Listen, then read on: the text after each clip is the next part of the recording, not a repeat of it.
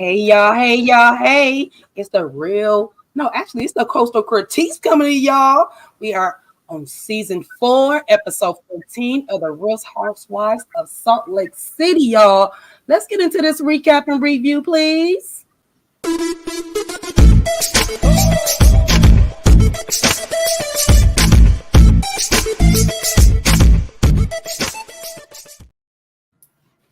Hey y'all.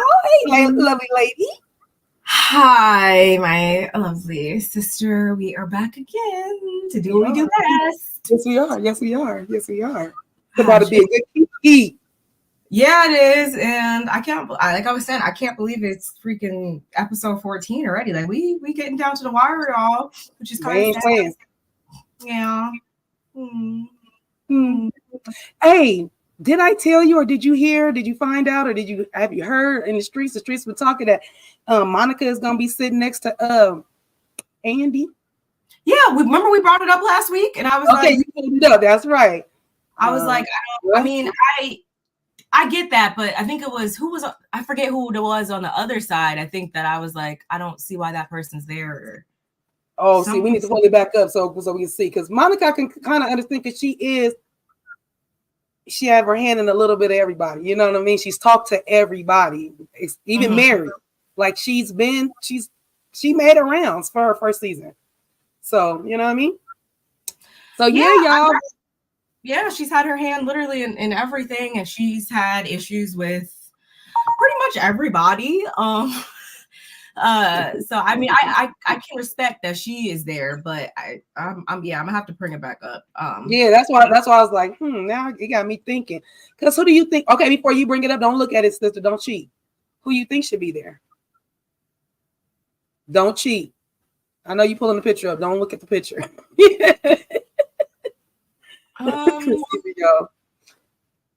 Lisa, I guess. Lisa or Angie. Lisa or Angie. Okay. Yeah, I believe. Yeah, it's either Angie, Lisa. I feel like Lisa should be next to him, because I was gonna say Meredith, because Meredith has been stirring the pot so much. But as we all know, we're not gonna get no answers out of her. So don't put her next to you. Like, don't do that. Don't put her next to you, because she doesn't work well. She shuts down when her feet are to the fire. Yes. Unless you started, unless she's like legitimately like triggered. I said, when you hold her feet to the fire, sister, when you hold her feet to the fire, she don't talk, because she's so in the wrong. She just okay, Lisa. Okay, well, whatever it is, okay. It's like, girl, I want you to argue with me, because I know I'm right. And she's like, I'm defeated. I don't even want to argue with you. I mean, I can't stand that. Yeah, we even got a bit of that, I would say, at the end of this show. She's only not like that, I feel like, when she brings up stuff. Like if it's about her talking about somebody else, or you know, if it was her talking about the rumors that she done said about me, or something that somebody else did and she brings it up, then it's cool. But if somebody brings up something she did to her, then she's just like, I didn't do it. I never said that. Cool. But if somebody brings up something she did, why did my phone just put that? Just like, I didn't do it. No, that don't even make a lick of damn sense. I'm not even on. Siri, you're doing too much, boo-boo. You're doing too much, okay? Oh yes, I was right. See, here we go. That's crazy. Yeah, it was because Heather was there. And I was like, oh, wait. I mean, she had a lot going on, but I don't know about that one. I don't know about that one either. That's why I said. Yeah, you're right. That's why I was like, I couldn't even remember. We were so busy looking at, and the way they even got them sitting. So Heather, then Lisa, and then Angie next to the second one.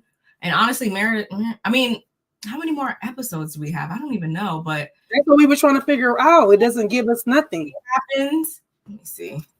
Unless Meredith brings some like craziness, which I will say at the end of this show, we did see next week Meredith does come unhinged a little bit from what we saw, but unless she really lays it on thick for the remainder of the season, Mm-hmm. She didn't really do much this season, if you ask Right, me. right. But y'all, oh snap! I gotta do something to my notes real quick. You can get. I did not say the title. yes, this week's episode was entitled, y'all, Bermuda View. No, it wasn't. What was this? What was the title? Bermuda Birthday Blues, baby. Okay, I'm not gonna leave nothing up to my little sister. I'm trying to have her save me, and I'm like, I told sink you the I ship. had the wrong. I didn't even change the title. I just started taking them. She sunk the ship, y'all. We keeping the pirates thing, honey. She's sinking ships and things, and we in Bermuda Triangle and the Devil Eye and all kind of stuff. Charges to my head and my heart. It's not my fault. I'm still like I'm coming out of Potomac still. No, seriously, I gotta go watch y'all and if y'all ain't called my sister's Married to Medicine, the last one, amazing. And her panel, she had a panel at the end. Y'all gotta go watch because it was really, really good. No, they brought up shout outs to our family Nola, Ranting, to Feisty, DeQuasia, all y'all came with that, and I was watching the show, so I had to watch the ending of with just really the panel. So, y'all got to go hit that recap. That replay. I was all them. I dropped the link and I was like, y'all say y'all handle your scandal. Y'all handle it. You brought up a lot of good points, y'all. So if you guys missed that, definitely go back and check the replay because a lot of good points were brought up. And honestly, a lot of times people jump into the middle of what happened, but we got to really take it back. A lot of what we're seeing and not to get on a tangent, but a lot of what we're seeing transpire on Married to Medicine right now, y'all, is as a result of seasons prior, just like with every other, show. Mm-hmm. But a lot of people are jumping into the middle of stuff and not thinking about how things started in the beginning and why certain people were named from the get-go, if you ask me. Right. But everybody's entitled to their own opinions, y'all. But that is, some people, like they say, a lot of people certain people don't watch every or started from the beginning. Married to Medicine, not to jump y'all around. Married to Medicine, 10 years in. We're 10 seasons in. So there's a lot to go back to, you know what I'm saying? And a lot of people didn't really watch, which I don't understand because it's been good TV since day one. Since day one. So if we go back 2 years, you were like 19. So somebody being married to medicine probably wouldn't interest you because you were younger and you was doing your thing. So I can see why. I'm not saying I see why people missed it because it's been on for 10 years or 10 seasons, but you know what I'm saying? So people are jumping on and like cutting from right there. It's like, nah, bro. I wasn't picking up much of anything around that time because that's right when I joined the military and stuff. And with that whole year, I was not even in front of a TV like that. Really, I was training and stuff. So anything that came out new around that time, for real, I didn't catch on until later anyway. But obviously, like Atlanta and stuff like that had been. I was on that day one, season one, young. Yeah, so. You was young.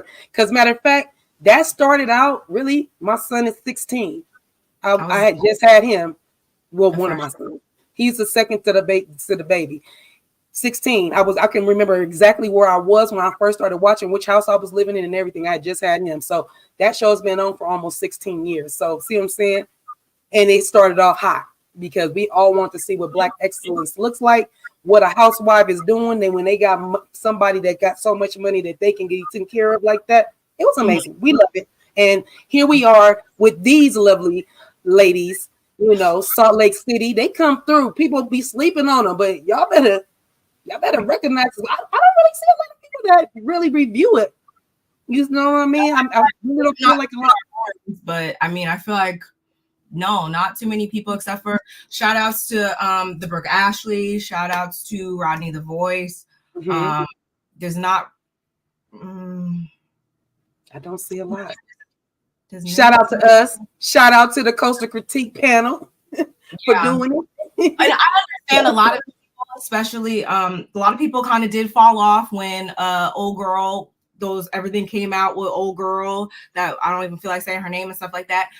a lot of people fell off then, so I understand, and I think a lot of people just didn't pick back up, which is, you know, fine. Everybody's entitled to.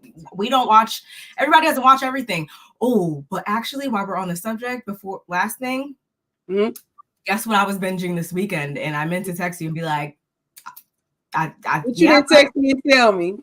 What you didn't text me and tell me. I need to check out Miami, and I've been obviously not having any time to do that, but I had a little time this weekend, and I watched like the first. I think I'm on season 3 now, and I'm like, okay, I see what she was talking about. I don't know if y'all watch Miami. I'm gonna have to go. I did really want to watch Miami because they're mixed, huh? Is it a mix of them or is it majority now? It is now, since I think Gertie and Kiki, I think it is now, but the first season's not so much. A lot of they're mostly white and Cuban. I think someone's from Colombia. Yeah.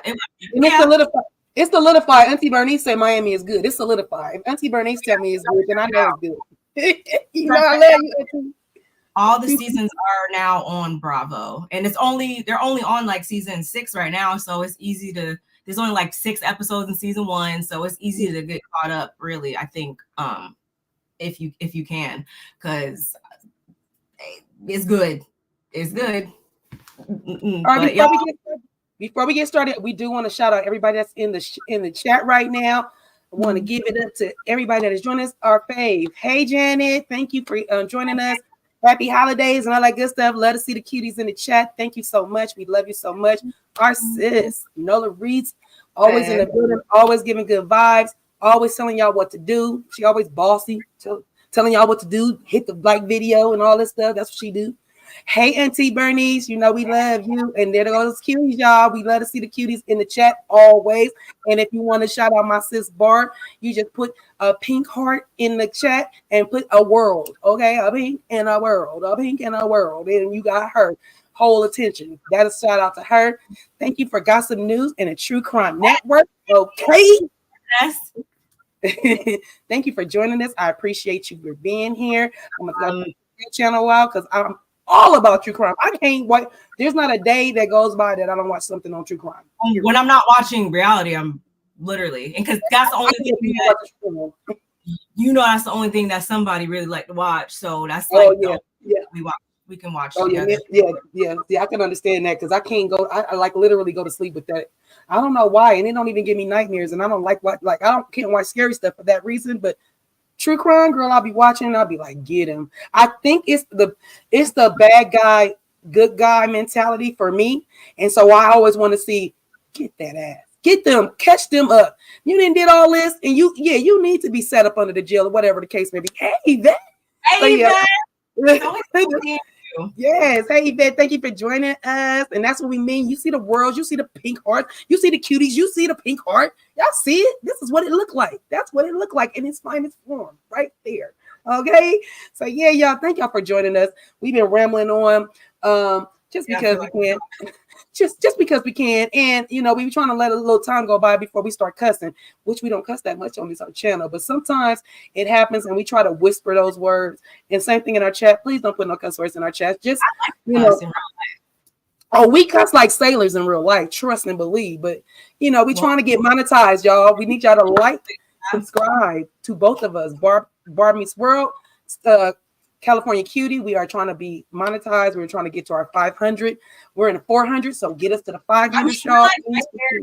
So if we could do that by the end of the year, that would be the best present ever. I'm trying to tell you that would be awesome. Switch your people, hit that like button. Share, subscribe. Tell a friend. Somebody you know watch Salt Lake City. Say, you know what? Oh, I got somebody that you can go watch and you got some thoughts, or maybe you can bounce some thoughts off of them. Go ahead and share it. I'm telling y'all, just because you don't watch or you know somebody that watch, go ahead and hit it. Tell them that, oh, I got something for you, girl. Got something for you. Free info. So yeah, y'all, we're going back to the episode. Salt Lake City, Housewives of Salt Lake City, episode 4, episode 14. We are talking about the Bermuda birthday blues. See, when you put the blues on it, that's when it gets all funky. That's where I just why you got to do that part, okay? So anyway, it's day 2, y'all. It's day 2. and it's Monica's birthday, so it's time to celebrate. They already, this is what the reason we'll be going for. Really? Wow, that says a lot for you to say that. But yes, so yes, Atlanta's been. Yes, man.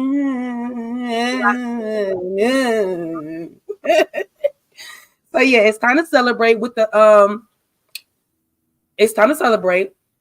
Um, Whitney is the first one to see Monica, so she's the first one to say happy birthday. She comes in with a little gift, which is really cool. I thought, Whitney always gives us that. She gives us young, fun, energetic. Hey girl, it's your birthday, here you go, let's get it going.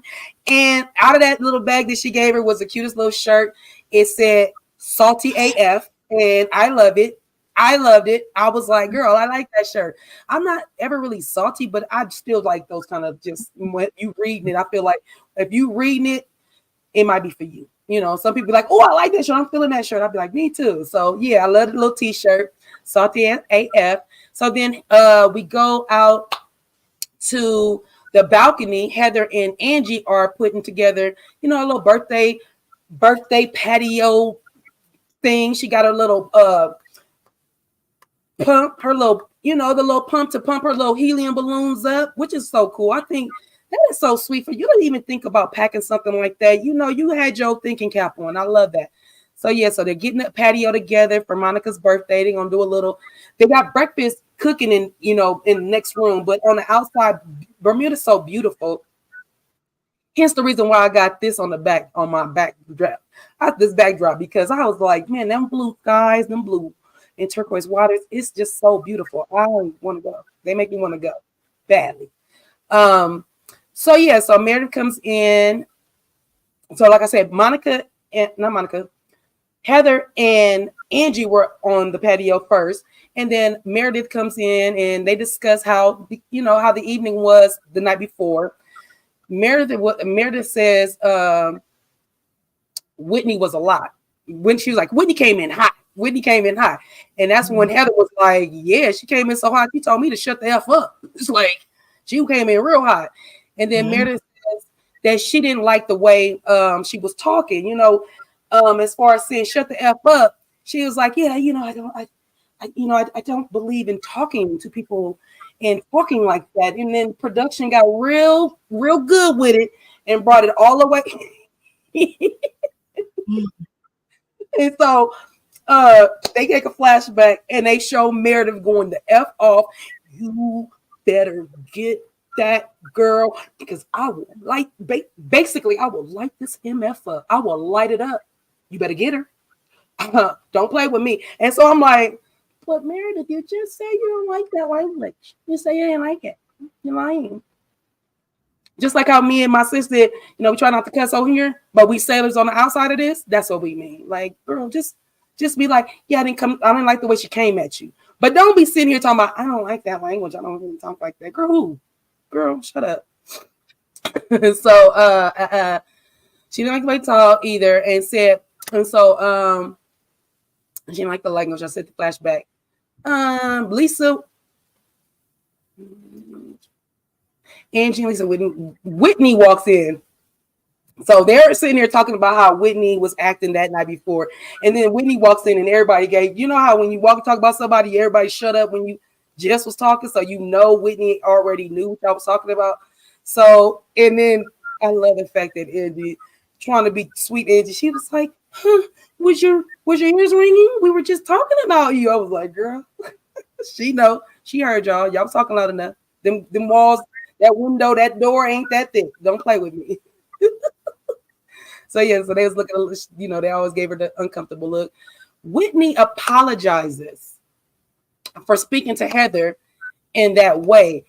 And Heather said, yeah, don't you ever do that again. Don't you ever speak to me again. And so, that manner again.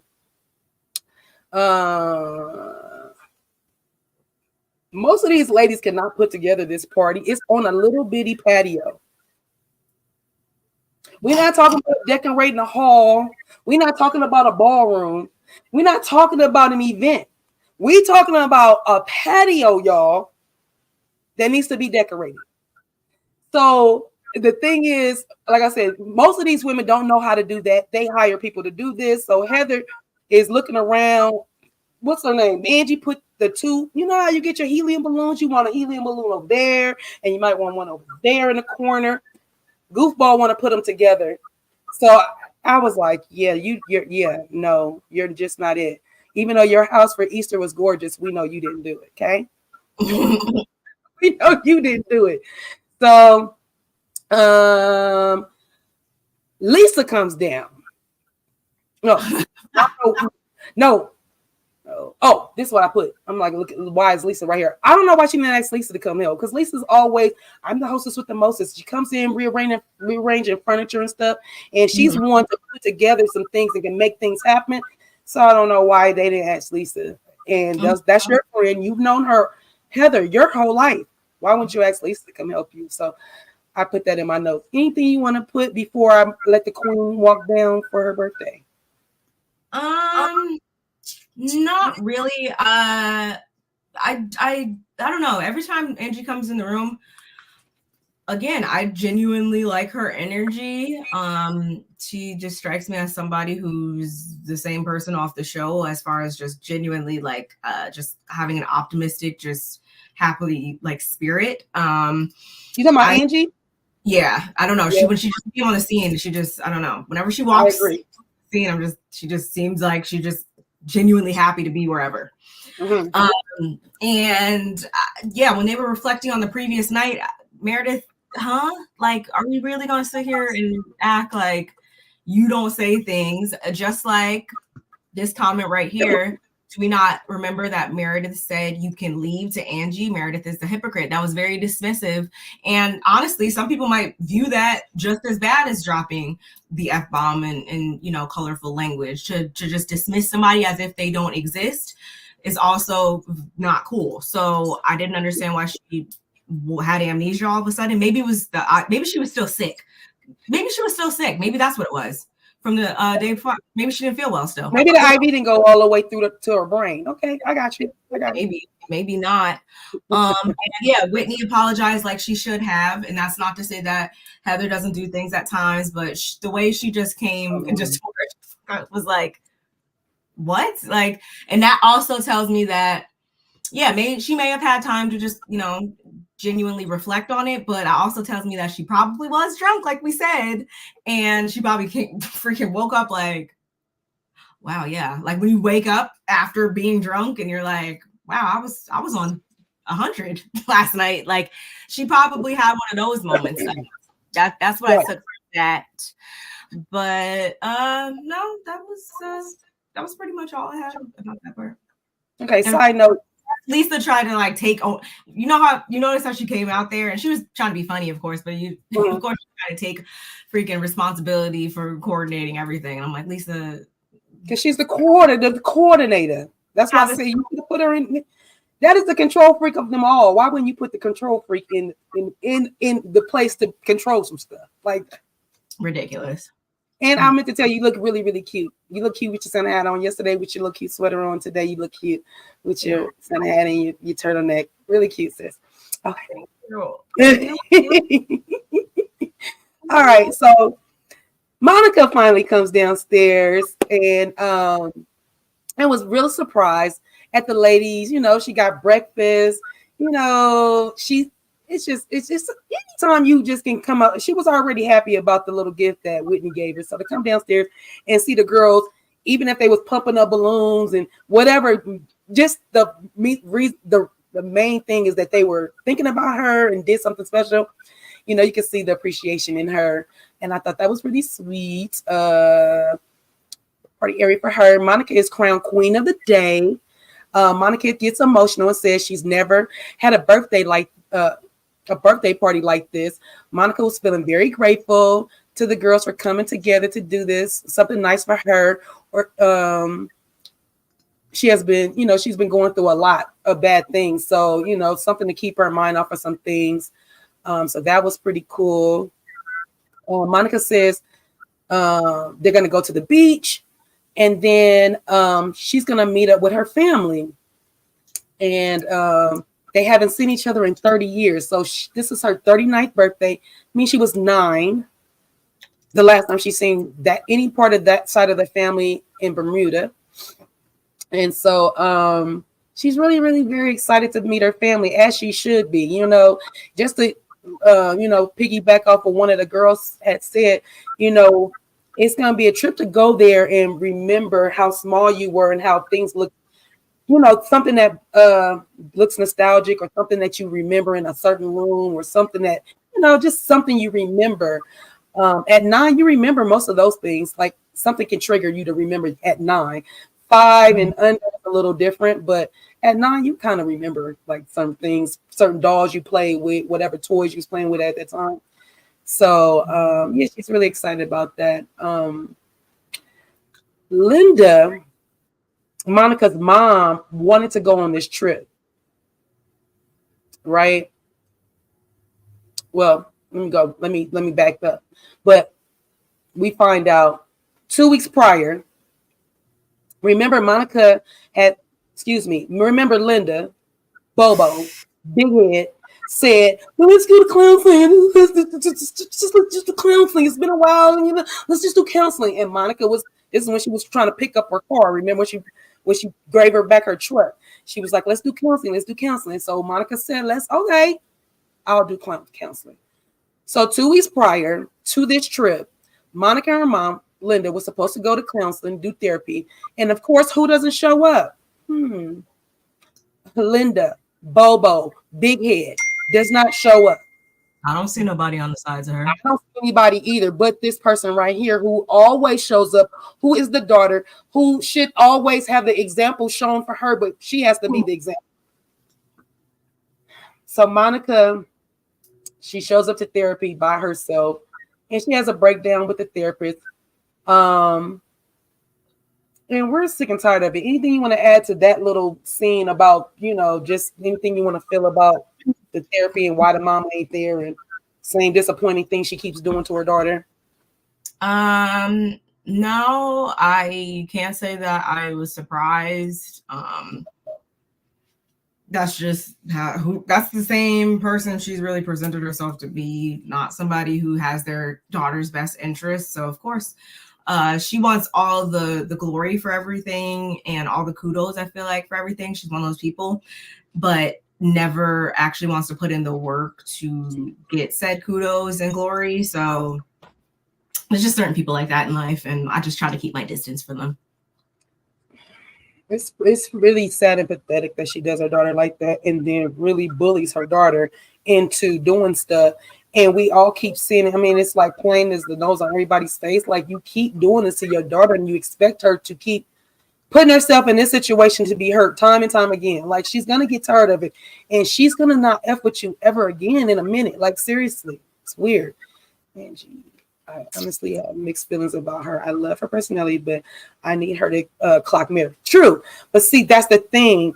Going back to her character, Angie is, even later on when we see her get mad, and I will say the little thing that she said, her mad was like, so it wasn't even cussing. It was like, I don't even know. I might have wrote it down, but whatever it was, it's like, okay, so you don't even get mad.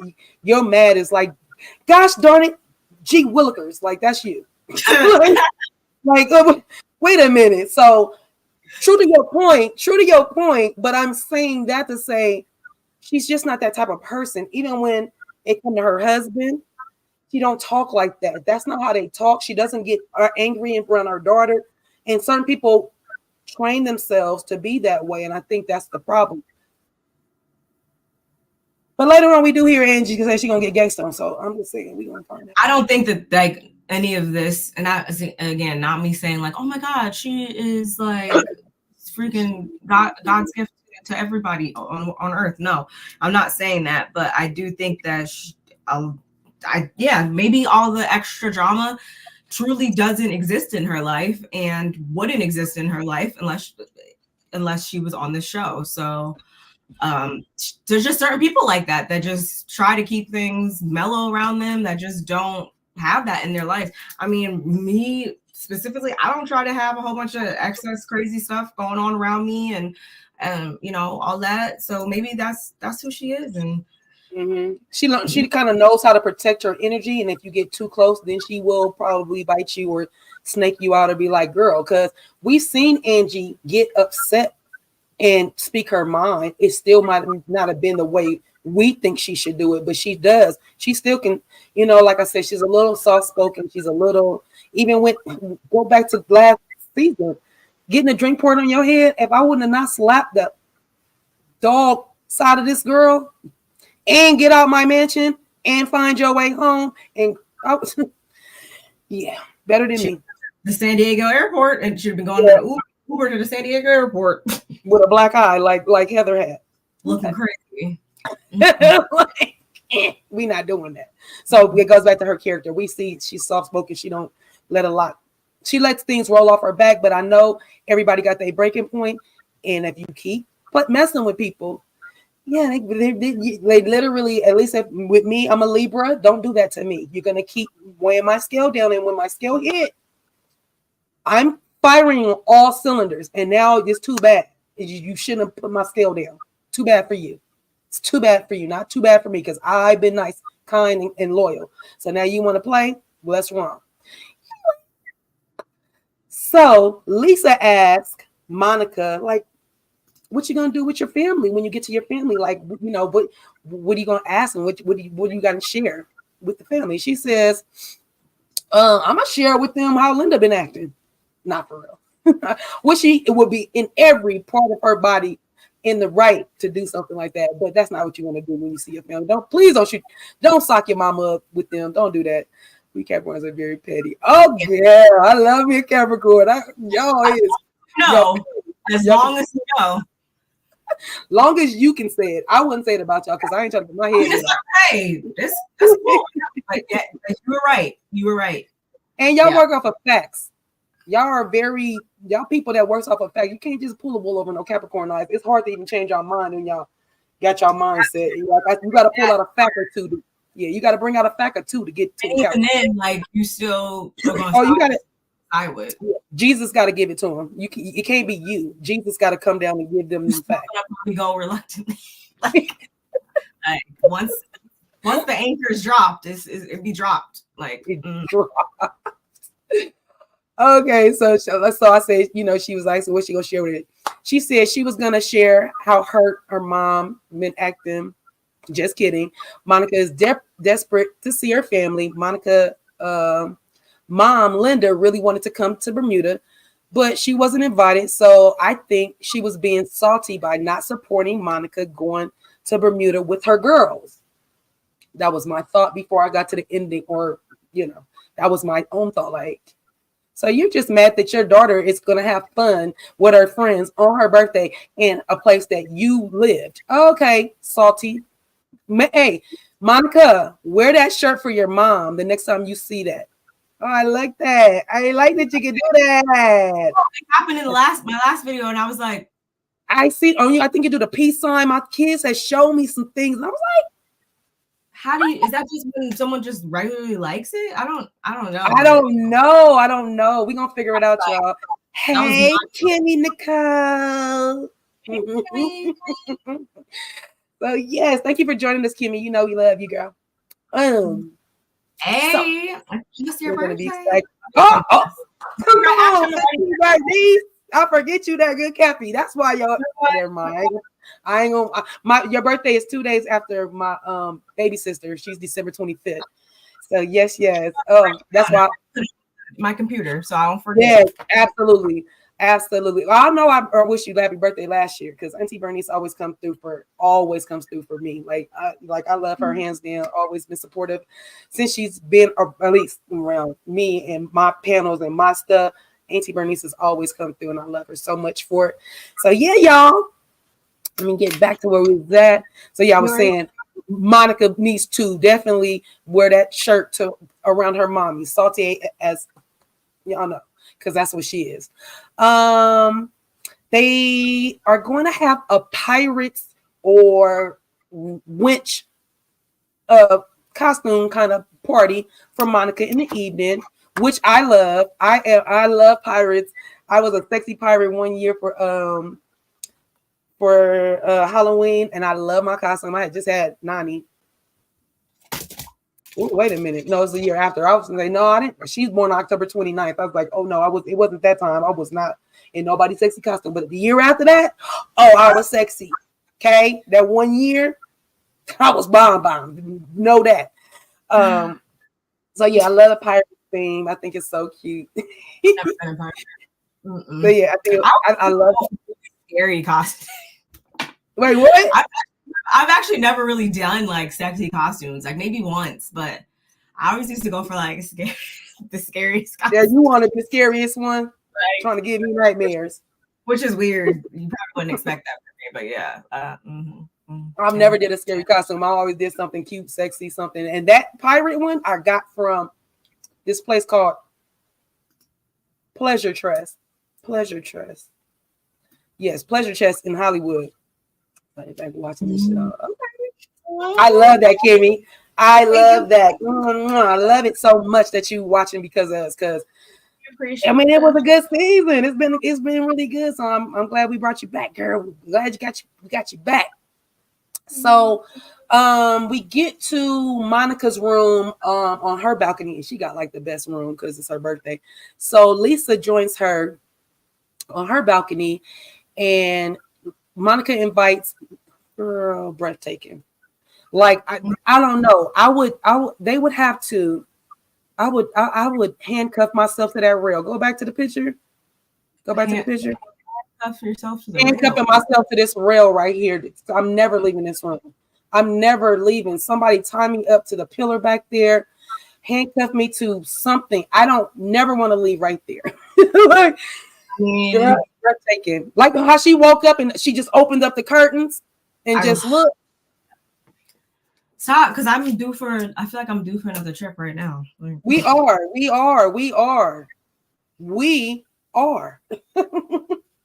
Yeah, that needs to happen. Breathtaking. I just love it. So anyway, they're up there, and Monica's invited to Lisa.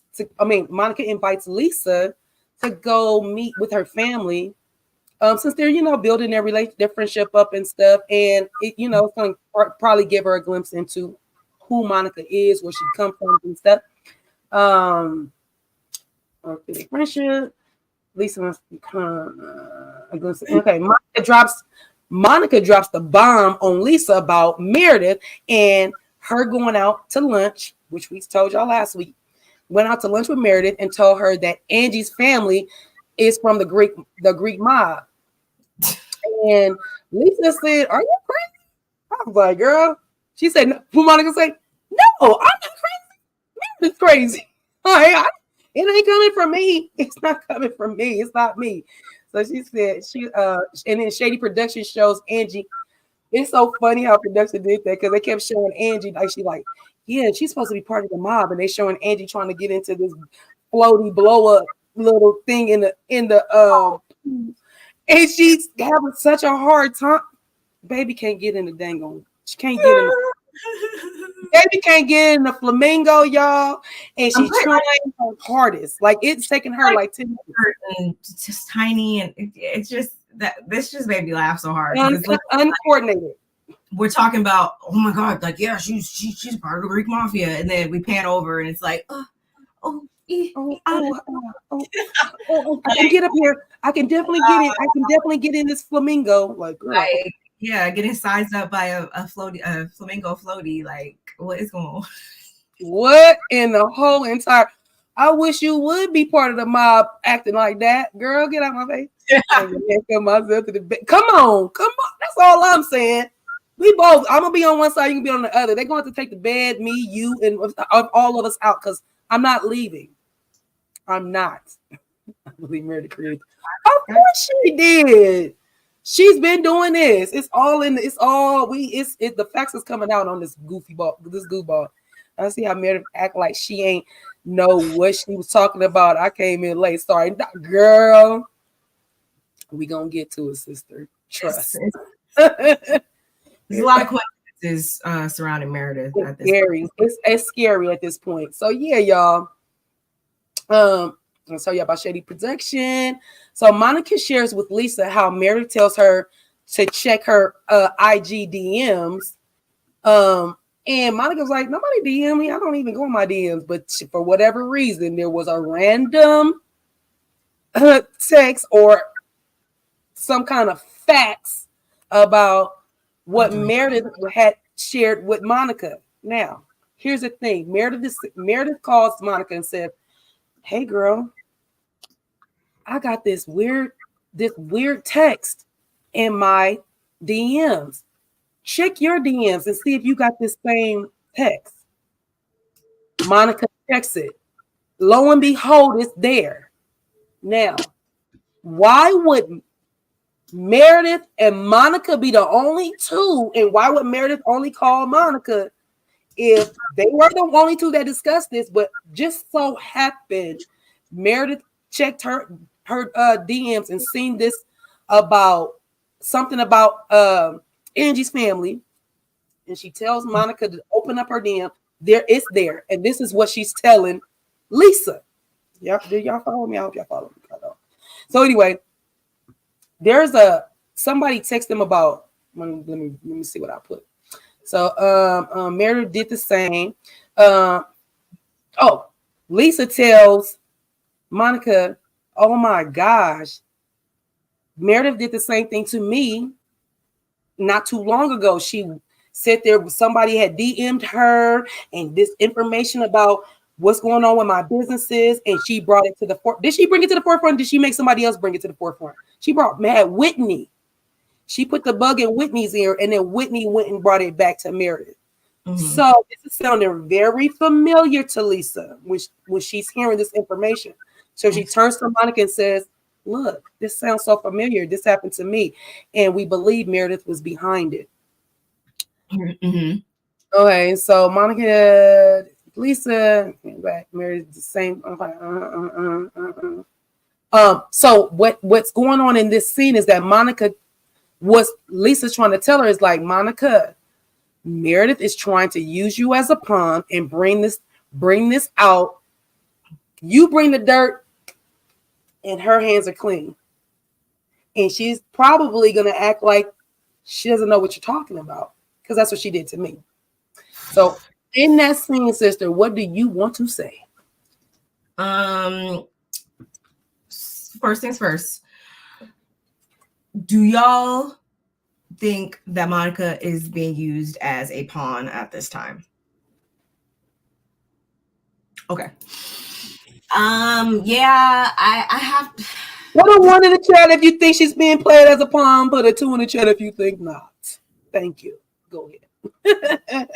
It's just very like it's too many coincidences, and it's just not enough.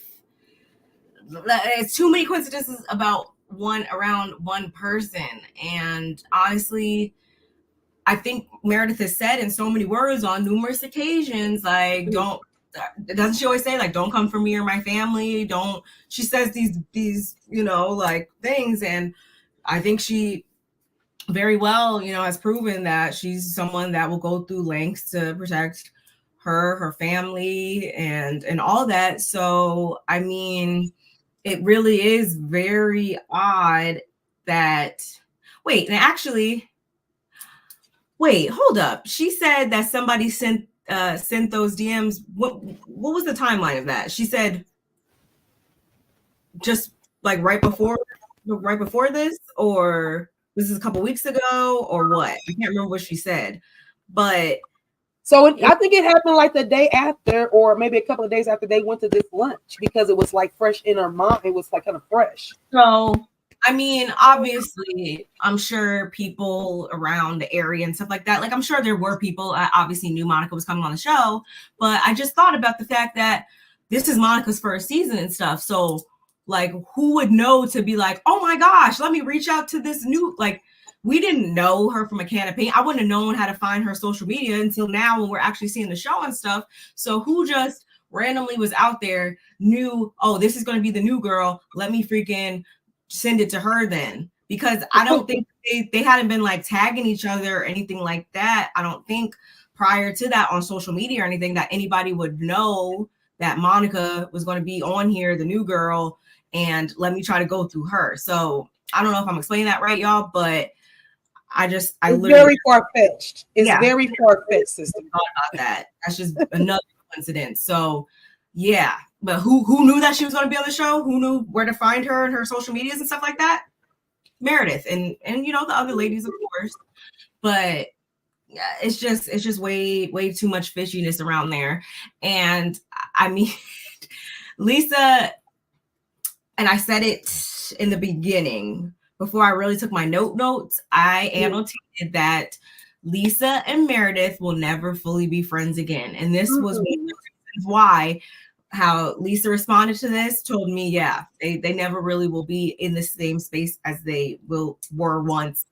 And I mean, I can kind of understand right now, at least from Lisa's perspective, because this is something that she did to her before, and now she's doing it again. So that's repeated behavior. So I wouldn't really be trying to cultivate and rebuild a friendship with somebody that clearly still is on the same type of time they were on when we fell out originally.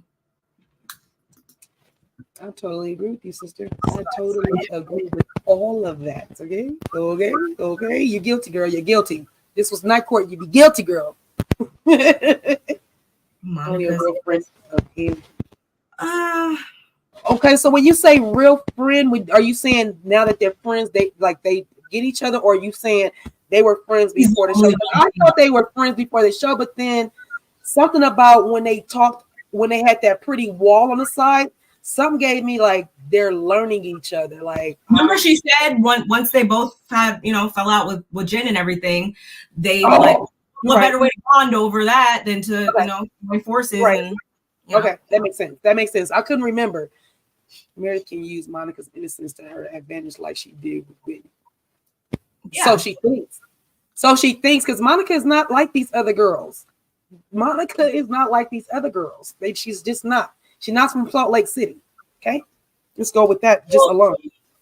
She knows that she can be a mouthpiece, because I don't know if it was in this scene, but Monica does kind of put two and two together and realize like Meredith realized that I'm a person that's always going to say something or whatever. And we've seen that Monica is that person, especially when stuff happens to her and stuff like that. She's always going to stand up for herself and get things off her chest. Like no matter how disruptive it may be, she's always going to say her piece. So Meredith probably was like, maybe if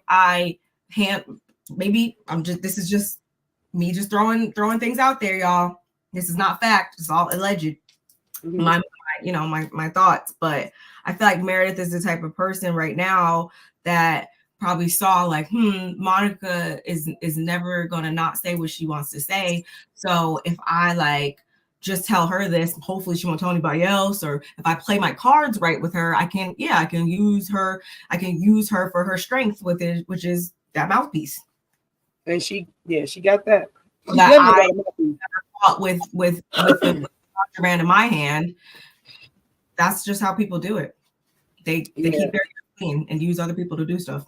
Meredith reminds me of a predator, and I don't mean like in a, like a hunter behavior, not in a sexual behavior, but every other part of that word being predator, meaning like you seek out the prey, you find out who's the least one that I can get to, and then I pounce on that person, like, and you just like why are you doing that? Like an apex predator, a lion. Yes, all of that. So getting back, you guys. Hey, have y'all liked the video yet? Have y'all liked the video? Make sure you're liking the video on both our channels because we are streaming from both channels. Make sure you take care of that business. It only takes a second to do it, okay? And if you go to my channel, if you're on her channel, you go to my channel, you ain't gonna miss it. It's gonna pop up on my channel, and then you hit the like button and go back to her channel. Like it's literally, you can go back and forth, and you will not miss nothing. Meredith's a part of the Big Five. Like she's trying to give the Sharks and the Lions a run for their money. Okay, like. She's turning into a whole megalodon. What are y'all talking about? Like, she's a whole megalodon for a show. I mean, that makes sense. Meredith the Megalodon Marks. No, I didn't get it out. I was trying to swallow my coffee. Meredith the Megalodon. Okay, girl, you use that. You better credit me and Barb for it because that's where it comes from. We gave you a new name, girl. Literally. So anyway, excuse me, y'all. The ladies head over to the beach, and they're in a sprinter van. And Heather brings up, her daughter Ashley. We told y'all last week how Ashley is fitting into California life, like this lady right here, California cutie. So yeah, I already know she fit there because California is amazing. Just know that for real. I ain't just toot my own horn because I'm from California, but California is amazing, especially coming from somewhere so cold. And it be right here where it don't get up under 70 pretty much all year long. Like, and if it does, okay, it's a storm coming. That's it. So they ask, Heather brings up Ashley and how she's doing, and California is treating her so well, and she's living her best life. Monica out of nowhere says, "Is she having sex?"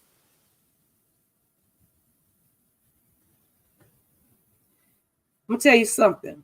You got 2 daughters. They both grown. One is 32, but 31, 31, and one is 19. If you ask me if my kids are having anything, and I don't care, don't you dare ask me because I don't want to know. I don't want to talk about that. I don't. Anyway, because I wrote what I really want to say. So Heather is pretty much appalled and says she is not going to discuss her sex life, let alone her own daughter's sex life. Monica questions if Heather is a bad Mormon or not.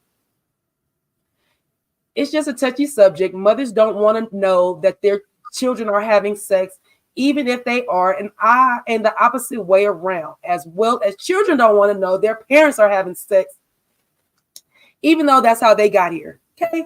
It's just,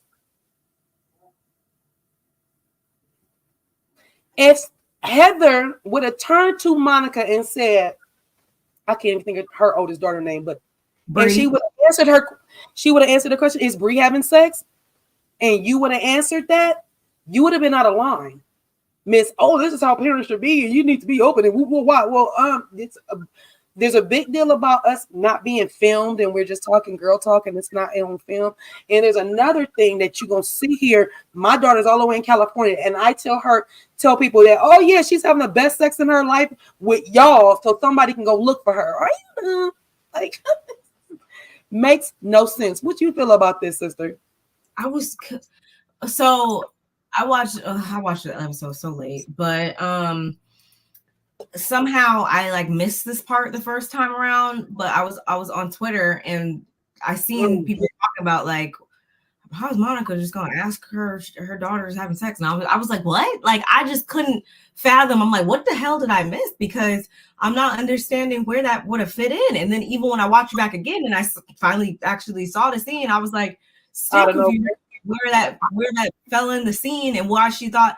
And I am fully aware that production, the way they cut scenes and stuff like that, we get bits and pieces at points. I just don't know. There's no way I can see this coming down to this fitting somewhere in that conversation.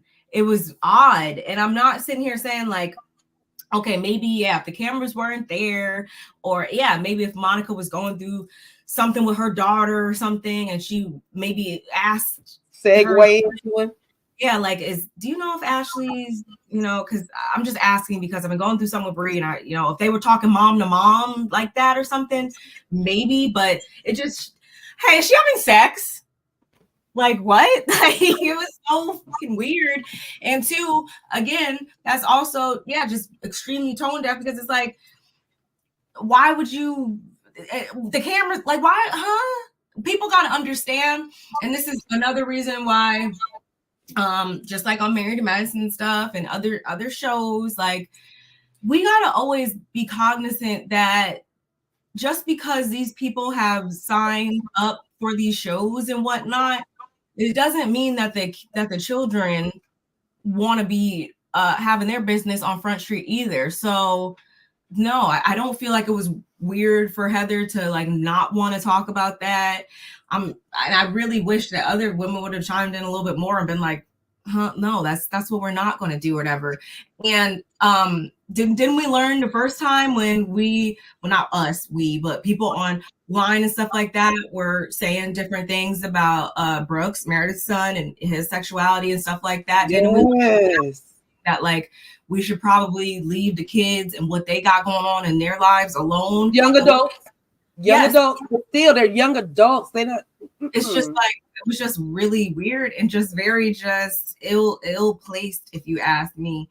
And I think Angie, she tried to like kind of rationalize it a little bit, but I was still kind of confused by that when she tried to say like, just because Heather was such a strong like LDS young girl, it's hard to deprogram ourselves after being taught something our whole lives. And I was like, I don't even think it's a matter of that as much as like you could be a whole atheist out here, and I still think that you would understand that there's certain things that we just not going to talk about. Like that's just it. That's just on period.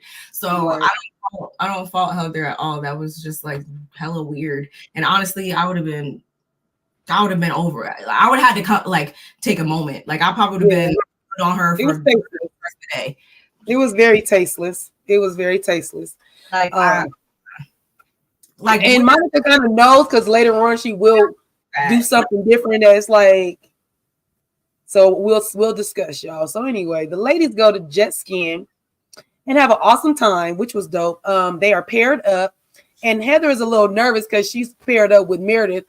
And Meredith just was on the IV 24 hours before that, so she's like, Heather did say that she wants it. They did. I know. I was gonna get to that. I was gonna get to it because I still take back what I said, but yeah, I was gonna get to that. I mean, it's coming. Like I said, Heather's a little nervous because she's paired with Meredith. Meredith was just on an IV less than 24 hours ago. The ladies get into a little. I read that. That's crazy. The ladies go into a little area where there's red snapper in the water. And it was so dope because I didn't know red snapper eat bread, especially soggy bread. So they feed the fishes bread and the red snapper. I'm like, catch one. I want some fried red snapper. Like, I need some of that in my life. So yeah, they go and like I said, they're having a good time. That part right there, both of those are good pictures. Both of those are great picture, but this one right here with the hold on to the boobs, I was like, wait a minute. I was so confused too. She was like, well, girl, I'm just holding on to the softest parts, I guess. I don't know. Look how beautiful that looks. Oh my God. I want to go. I want to go. The water is just so clear. You can see almost to the bottom of the ocean. That's the only time I like to go to the beach. Is when I'm in the country and it looked like that. If it looked like that, because our California, and you got to go up north to get beaches like that. And then after you get so far up north, it gets back not that good. The water's too cold out here. I can't do it. The Pacific, no, I can't do it. I know you did not say that when you was born by the Atlantic Ocean, and the Atlantic Ocean got more sharks and it's way colder. No, it's the Pacific Ocean. The current is no. Current and cold is two different things. The Pacific Ocean is substantially colder than the Atlantic Ocean. Are you serious? Yes, the water thinks so. Cold AF. Unless you're like, you know what? Florida obviously is like they got warm water down towards that. But I'm talking about more towards upstate. But here's the thing, not to get off subject. This is just my head. I always think it can't get as much snow and all they get. Why it don't freeze the ocean? It's just things that make you go, So yeah, you might be right. That's why I was like, it don't freeze the ocean, so maybe it ain't as cold as I think it is. Because if it was that cold and it gets that cold on the East Coast, why is it not freezing the ocean? I mean, I like the beaches overall are nicer here, but again, unless I can see my feet in the water and the fish swimming past me, I mean, it's just different. It's preferences, but I mean, for for surfing and stuff like that, we got some of the best, We got high surf, baby. We got high surf. We got high surf. Mm-hmm. We definitely get that. I drive right on by. Look at them. Have at it. Knock yourself out. I can't do it. I'm not surfing. I'm not doing none of that part. I'm good. So anyway, like I said, they get back to they get to the red snapper. They're feeding the red snapper. I think that was really amazing. That's a good little something to see, I even getting her. That's why you got the life jacket. Right. Yeah, you put a life jacket on, you're not going under. That's all you need. So the ladies get back onto the sprinter, and Monica looks at her text on her phone, and she storms off the sprinter crying. Lisa follows after her, and we find out that Monica's family have left her a message, and they don't want to see her anymore. So, of course, Monica, the first thing she thinks of is that her mom, Bobo, Linda, Big Head, basically sabotaged her to not meet the family. Because, I mean, it doesn't, what else could it have been? They have been already talking to her, discussing. She said she talked to some of the cousins. It was supposed to be a few of them that was going to be at somebody's house. I don't know. Apparently, the Atlantic Ocean is warmer for any given latitude. Atlantic Ocean has proved in Florida, not by where I'm from. That's what I was like.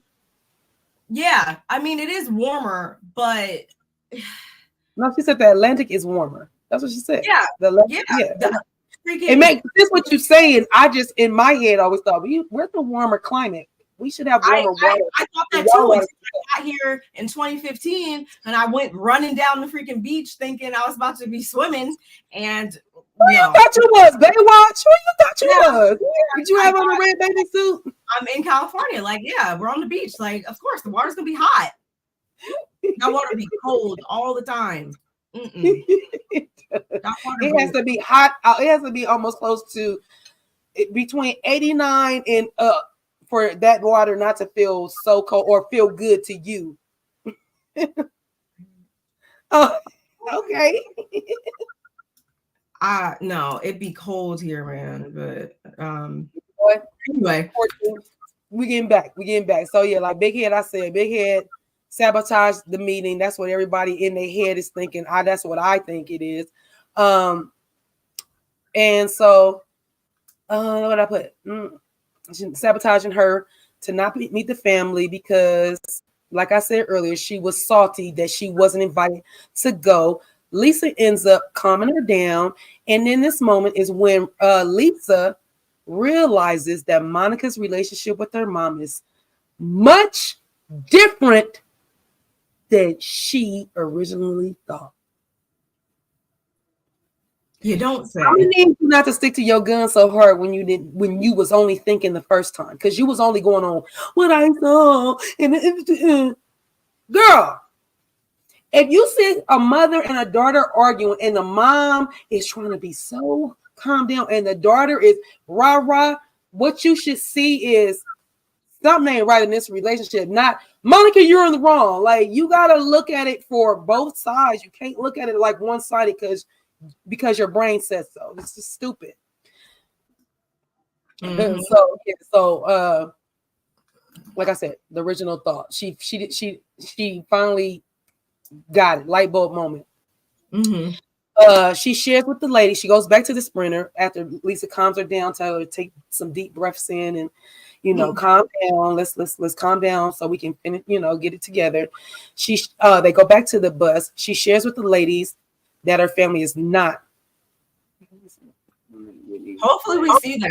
I mean, I don't think that it was okay that she didn't maybe do that right now. Okay, that's fine. But yeah, it would be nice to see her next time when they sit down or whatever, be like, hey, listen. You really think the narcissist is gonna apologize?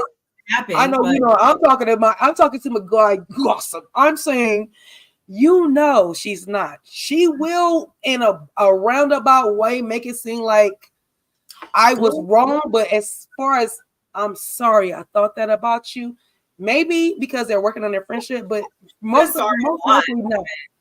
She says sorry a lot, but with Lisa, I think it's always a is it a genuine, just truly, are you saying sorry from a place of you know what you did wrong? Or are you saying sorry just to make amends and keep, the show going and whatever? Well, she does do that. She does do that. I'm sorry. She did that. Yeah. She apologized for something real quick to get over it. Like it was something with her and Monica. She's like, well, you know what? I'm sorry. And I was like, I need you to have some feeling behind that. I'm sorry, not to just move it on along. I don't like to move along. Sorry. I need it to be like heartfelt. I really am apologetic for what I did. I didn't mean to make you feel that way, whatever the case may be. But that I'm sorry because I just want us to move on. No, we're not saying sorry to move on. You either sorry because you did it or you're not. Lisa is like quiet. Come on, auntie. That's what I see. I see that for sure.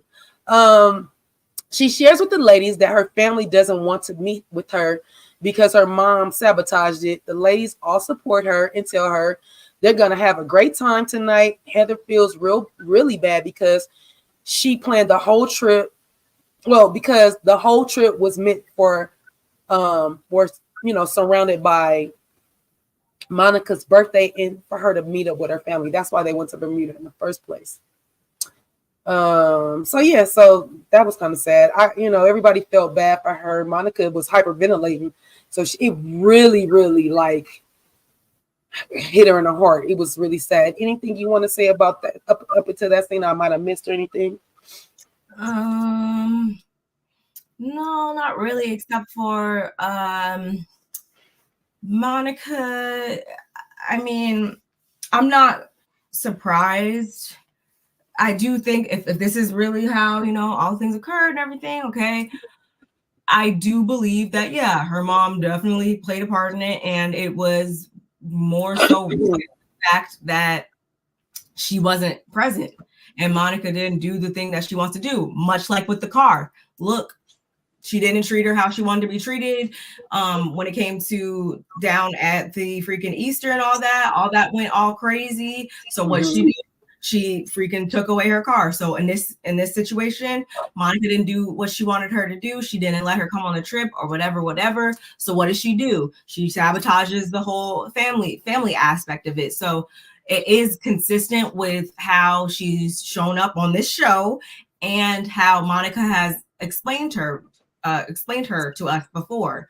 So I definitely would have liked to see that because again, that would have given us something else on the show, which they're going to be there again for another day. So maybe we might still see them maybe, but it would have been nice because we like to not only just see the mess, we like to actually see substance on shows sometimes too, and actually see good, genuine moments. So I was kind of like, really, Linda, really? Like I was really irritated by that. But I do think that I'm glad that Lisa, the light bulb finally went off in her head and she realized like, oh wow, maybe I didn't know as much as I thought about them, and maybe she is just as bad as Monica says she is. Like, you think? I don't really feel like there was any reason for her to lie about who her mom was. So it was just a lot. And she's kind of weird.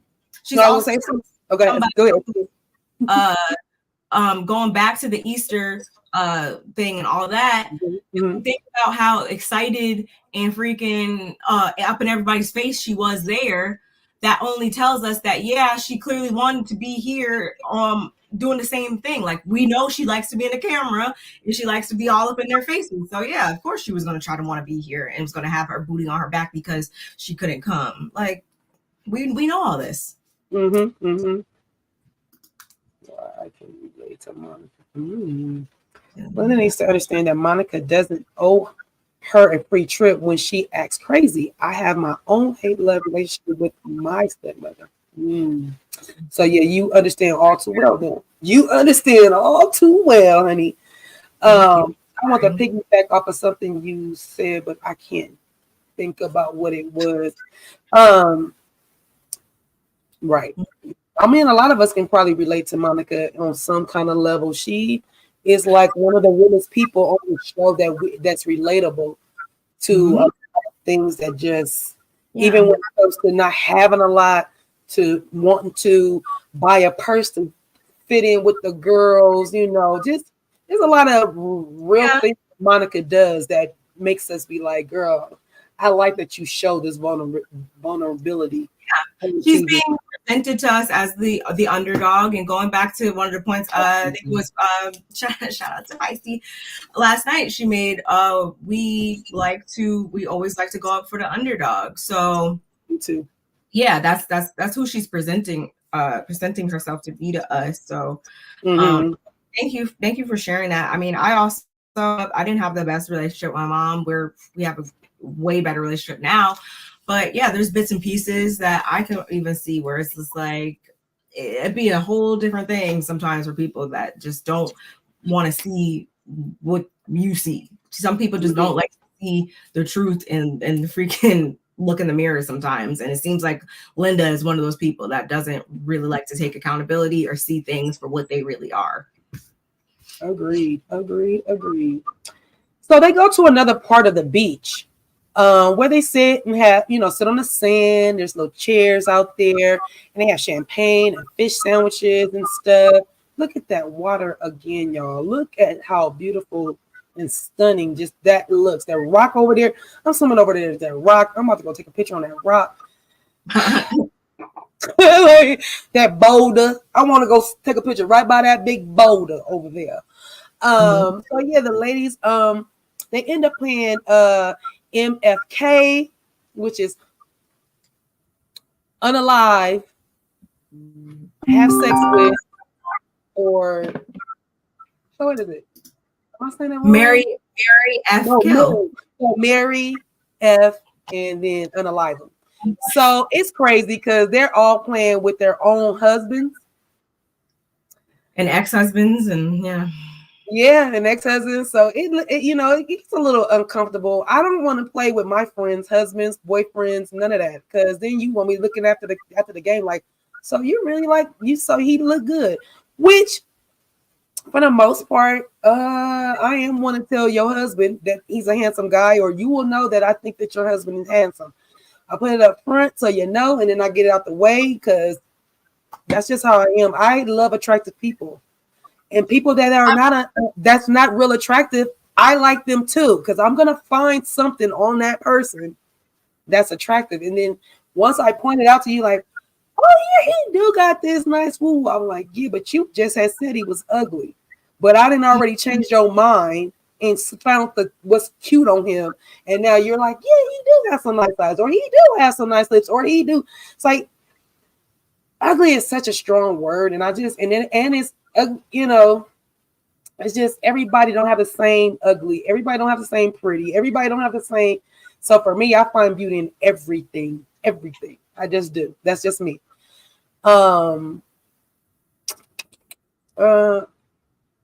Yeah, so it felt uncomfortable to watch for me because I don't want to hear nobody talk about their husbands and whatever. But Lisa said, I didn't go into who said what, everybody, but Lisa said she didn't want to name anyone other than her husband that she would have sex with. So they was like, well, okay, since you don't want to have sex with one of the husbands, name a celebrity. Girl, she belted out Idris Elba so fast. I said, and I was like, that's actually my celebrity. Mine too, honey. Me and you're doing a threesome quadruple. How many of us want to do that? But the fact that Lisa wanted to, not that it's no different, but I mean, I was just like, girl, tell us more how much you want to do something with Idris Elba. She answered it. What? I was gonna say she answered it so fast she been dreaming about it. Maybe. Which, I mean, whatever. But it wasn't that part for me as much as I honed in on what she said right before that, which was when she was like, yeah, I would marry either Justin or Sean because they're both funny and cool and stable. And I don't know if it was really production or that's just really how it happened. But when they panned over to Meredith when she said stable, and Meredith was sitting there looking like that. And that's another reason. I don't know if this was actually production doing or Meredith really felt some type of way at this moment, but I'm not going to sit here and say that this wasn't another reason during this episode that I was like, they're not ever going to be truly friends like that again, because there's so many little behind the scenes that they've been now. It's layers. Like it's layered up. It's layering up. It keeps layers. It's layering. I agree with you on that one. One of my favorite parts is when Angie says she will unalive Monica's ex-husband. I said, now that's a good one. You took it to the part where nobody feels bad about what you said. Yeah, I don't know anything about Heather's ex-husband, which I was like, oh, okay. Dang, Yvette, I didn't think about that.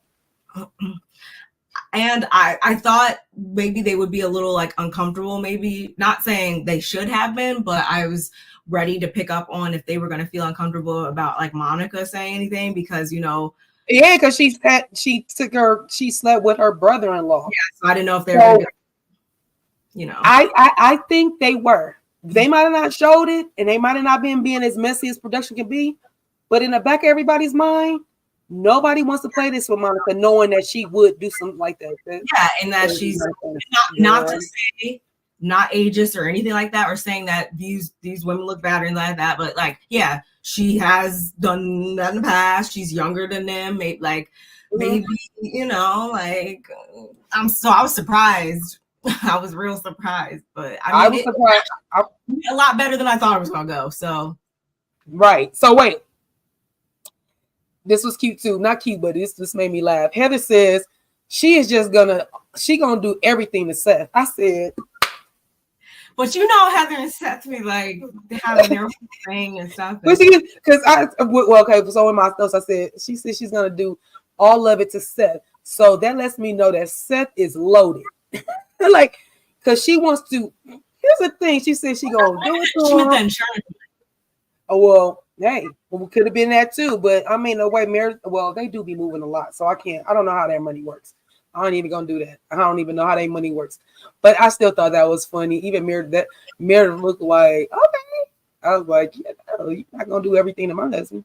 I believe that Meredith took it to her. Oh yeah, I do too. I believe she's gonna go cry in the corner, but she definitely was like, yeah, she's paying attention. She's picking up what they putting down. Let's say that. Mm-hmm. I say Monica would have slept with Justin, banged Sean, and took. That might have happened. That might have happened. So, so this is when we get Lisa pulls Angie to the side and tells her what Meredith has said to Monica. That she thinks that Angie and her family is from the Greek mob or mafia. Is it mob or mafia, or is it the same? Mafia. What? Okay, mafia. Same, but they use one of the same. But I want to use the right terminology, and I don't need the mob coming after me if it's the mafia, and I don't need the mafia coming after me if it's the mob. I don't know, and I don't care. Sorry, y'all, I don't. I'm not part of it, so So Lisa pulls Angie to the side and tells her what Meredith and has said to Monica, that she thinks that Angie is part of the Greek mafia. Angie said, that's ridiculous. Angie says she really believes I'm from the Greek mafia. She says yes. And it's more to it. She's like, there's bankruptcies, tax liens, tax evasions, you name it, y'all done did it. Basically. So Lisa says this is what she did to her last year. And Angie said she is constantly threatening and coming from our family and dismissing everything that she worked for, and she ain't having it no more. Angie said, you want to see gangster? She gonna show her gangster. I said, bring it, Angie. Because all that's gonna happen is Meredith is gonna put her tail between her legs and act like, oh, not me. I didn't do it. So yeah, what you think about that whole scene right there? I feel like not surprised, obviously, because we're filming a show at the end of the day, that Lisa brought this up. I do, if this was real life, of course, and they were actually all really friends in real life, and this was a real, real, Mm-hmm. then Lisa shouldn't have and wouldn't have brought this up right then and there, because it honestly wasn't a life-changing thing. But again, this is a show and it's supposed to be drumming up the drama. So of course she told her. I also would be like, bet gloves are off and we're going for it. And at this point in time, I think we should all just, and they should just agree that maybe they just are not two people that should be friends or can be friends. And that's okay, because we're not all meant to be put on this world to get along and be friends. So good question, Gossip. Oh, Put that last comment up, because that's a good question. Because I mean, I'm not mad, honestly. Y'all can give us an answer, sister, because I know you got one.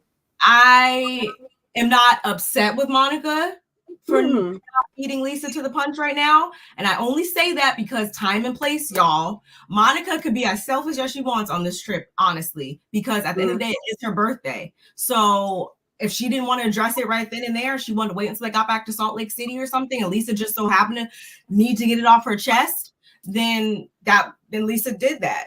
But I don't feel like Monica is in the wrong for not beating her to the punch, because at the end of the day, it was her birthday, and I would hope that she had her sights set on enjoying her birthday. Technically, I still kind of figure, like, for me, if this was brought to your attention, I do feel like you should have came to the person that it was talked about, because this is how rumors get started. This is how you telling your, let's just say. Oh, wait. Sorry. Are you saying that, before when Monica, you're talking about initially? I thought you meant now. No, initially. Why did she go to Lisa? What am I talking about? Why did Monica bring Lisa to the balcony and not bring Angie to the balcony when you and Angie have been talking? Y'all been having each other's back. Y'all didn't had the talk with the wall. Y'all didn't did all this. So why wouldn't you go right to Angie and say, Angie? Completely omitting. She should have went straight. Don't even bring Lisa in it.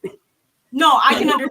Okay, then that I can't reason with, because technically speaking, she wasn't all about her birthday then at that point, because if that was the case, she wouldn't have told Lisa in the first place. Yeah, I get that. Okay. So we are we in the same agreement. Like, yeah, you actually should have probably told Angie to her face and let y'all have that conversation. But I kind of was agreeing with what you were saying. Like, I can understand why Monica don't, because some things, the last time you brought something up, it kind of came back and bit you in the butt. So it's like, I don't know. I kind of want to wash my hands of it. I'm gonna tell you so that I can get it off of me. But at the same time, it's like, you still probably should have just, pulled Angie to the side and just told Angie straight up.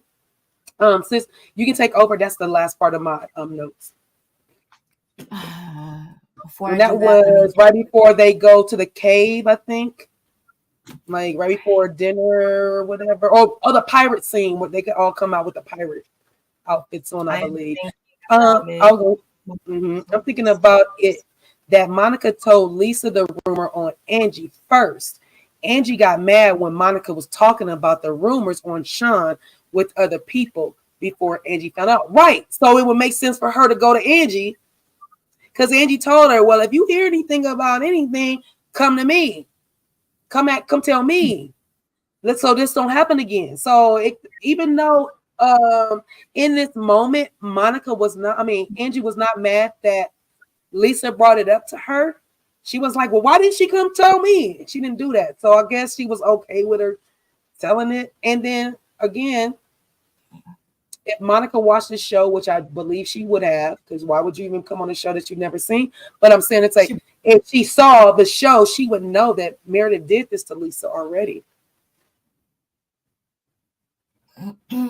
That's another valid point. I didn't think about that. picking up there, y'all.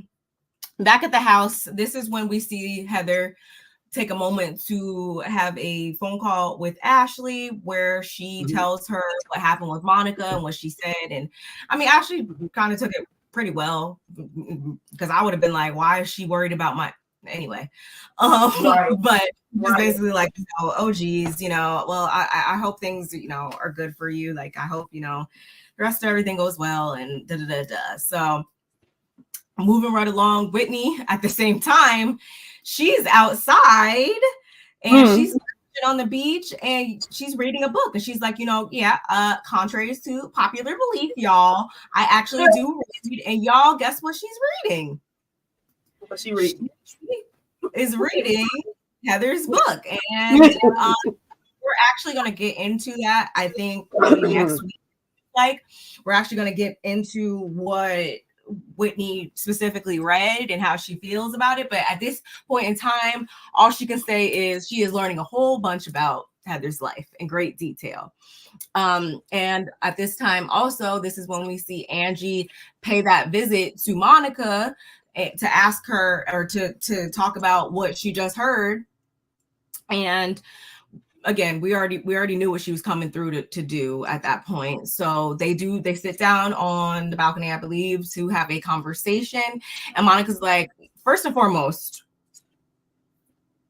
she says what we kind of touched on before, where it's like, okay, last time I said something and got in a situation, it went this way. So she's already kind of weary, but of course she's probably hoping for the best. And I mean, you played your part in it, so you got to see it on through, sis. That's how I felt in this moment. But she tells her about the whole DM situation and all that. And Angie says, I love how she left that little breadcrumb for you. That's just a great touch. And Monica, as I said before, knows Meredith is the type of person that knows she's going to come out her mouth and say whatever it is. And she is cool with them duking it out at her birthday party. So she is totally fine with it being addressed at the birthday party. And at this point in time, we know that this is not going to be the last that we hear of it. Do we have anything else to really say about this? No, we kind of said our thoughts on it. Oh Lord, more Whitney and Heather future drama. Yeah, which I kind of don't care about either. Do y'all care? I don't like the cousins fighting. I don't like the cousins fighting. I don't like it, but I more so I just don't care. I don't care either, because they always make up. So stop showing us that y'all arguing. Y'all like sisters, and I need y'all to like pull it together. Like, stop showing that. We don't care. We don't. Fast forward, it's just about time for the birthday dinner party and everything. And as we said before, Monica has said, listen, the attire for the evening will be pirate attire. Or wrench. Is it wrench or wench? Wench. Oh, yeah. Or wench. Yeah. And I'm like, those were her specific words. But just before we could even get dressed, this is when, and I do want to pinpoint something on this, because I have mixed feelings about this. Monica places a FaceTime call to her daughter, Bree, her oldest daughter. And she's just like, as soon as this all happened, Bree, she's an old soul, like, love her dearly. All I wanted to do was FaceTime her and tell her what happened. So she calls her and she tells her what her Vovo did. And Bree is like pretty much completely taken aback. And she's like, I'm so sorry. But she gives her very, very encouraging advice. And she's like, at the same time, though, like, what could you have done? Like, what happened that she just cut you off like that? right. And Monica, like, as we know, she don't got any specific answers, but this is very, very consistent with the character that is Linda. So again, she gives her mom some encouraging words and some kind words, and she lets her know that it's nothing that she did, which was very sweet.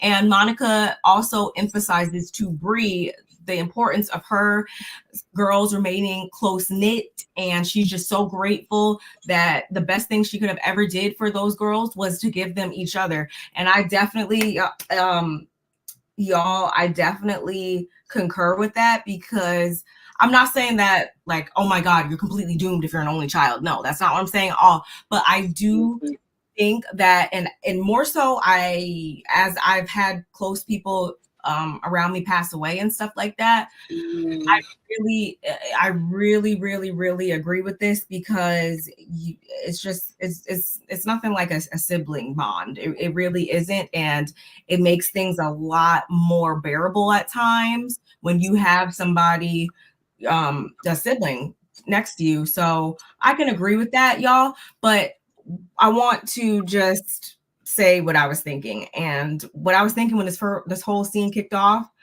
Mm-hmm. And I feel like you're a perfect person actually to talk to about this, because you have close knit relationships, obviously, with all your kids. But my favorite person, I just love her so much. Do y'all feel like Monica may just be using her daughter a little bit too much as an emotional crutch at times? I don't know. Like, I feel like obviously we only see these bits and pieces, but I was just like, the way that she was just like, oh my goodness, like I just couldn't wait to talk to my daughter about, my problems and stuff like that. I just hope that she doesn't rely on her at times, because she is still a young girl, and it just shouldn't be that way. Do y'all feel like that, or maybe I'm just alone on it? I don't know. Well, I am kind of a good person to talk to this about, but people might not agree with me. I had my first daughter at 19, so we're 20 years apart. Yeah. Exactly, to a T, we're 20 years apart. And so with her, I was still maturing and learning myself. So I did talk to her because she's my kid and she was around me the most. And when things went wrong or things were bad, I try not to put too much on her plate. But as she got to be a teenager, she would come to me. It's like they can see it, they can feel it. So sometimes you can put a lot on your kids, but then sometimes your kids are so connected to you that they can see you're going through something, so they come to you instead. Yeah, which I do my mom. Yeah. So, and as we get older, we learn a little different. Like, so I had her at 19, then I had my next daughter, I was 32. And so my dynamic with her was a little different because I knew myself a little bit more. I wasn't growing with her. I was already a mature woman when I had her. So hers was a little different. But I still feel like I allow both my daughters to come to me. If I'm upset and they come to me, then I'm going to let them know because they are asking me, Mom, what's wrong? But to go and just put that on my kids, it kind of depends on what it is. So, yeah. And depend on when she did it with her daughter, I didn't feel any way. I wasn't like, oh man, you're putting too much on your daughter. Like you can tell Bree was so on it. She was like, what's wrong? So she's like, how you doing? She was like, I'm okay. In the way her mama said, I'm okay. She was like, what's wrong? So Bree is very intuitive with her mom. Very, very much so. So for me, I don't think she puts a lot on it. I think Bree is just one of those children that is very intuitive with her mom. And so it might look like Monica's putting a lot on her, but as really, especially being a single mom, that's like her real backbone. Her mom ain't there. Bobo ain't there. So then you got to think about their dad is not there. He wiped that whole part of the family off. They with the daddy. I'm assuming they with the daddy also because I was like, I wonder who is watching kids. Anyway. I think she was driving to pick up the kids. She's old enough. She's I didn't know she fully was. She's like 18. She's like 17, 18. She got her license. She's picking up the kids. She was good. Which my mom, me and my sister are 4 years apart. So yeah, she would allow my sister obviously to watch me and stuff when she would go do stuff. But I just feel like at the same time, I still had aunts and uncles that were, right 10 minutes away and stuff like that. Mm-hmm. something did really occur. And we know that Monica doesn't have that at all. So I just was like, maybe she would want to add that second layer just in case. And that would be the dad, I would assume, in this situation, because she don't have a buffer. We ain't effing with Robo at this point. So for what? She keeps showing us who she is, and I believe her every time. Girl, I believe you. You ain't got to show me no more. Don't show me no more. I believe you, Bobo. Big head. I call her big head. I guess I was kind of like, I guess I just was so honed in on that because we know the magnitude, the toxicity of the situation. I guess I was just immediately like, I don't think she should be telling her this because it's just so toxic. But at the same time, no, my mom, especially as it pertains to other familial relationships, my mom has definitely called me and been like, your aunt is doing the most, and or like to about stuff like that. So I'm not going to say it happened. I guess I just was basing that off of the fact that, it's so toxic, and because Monica just do be kind of like really all over the place sometimes for me sometimes. So she act like her mama. What you think she going? The worst thing, it's not even the worst thing. The thing is like, as much as you don't want to act like your mom, is depending on how much your mom was in your life, you kind of just pick up those traits. It's just something that's in the DNA. It's something that you cannot not act like your mom. You just can't. If she raised you, you just cannot not act like her. Now you can use some of the ways and better yourself. Like, I'm not gonna beat my kids if that's what your mom did to you. You'll be like, oh yeah, I'm not spanking my kids because I got spanked with upside my head before they would even tell me why I'm in trouble. And then tell me all at this. Why you just couldn't tell me what I did wrong, and then we can have a dialogue. But no, you want us to go upside my head because you want to go upside my head. Right. You see what I'm saying? So it's just so many different avenues, and that's why Monica's situation is so many layers. She has so many layers going on, from the daughters to the mother to the no relationship to her ex-husband.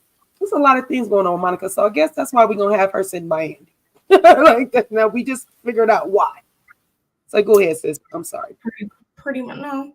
That was definitely a point I wanted to make sure that we hit on. But okay, so I think that was this is also still not dressed yet because Angie, or no, actually we're wait. Yeah, we're good. Everybody is dressed or supposed to be dressed and said attire that we already stated.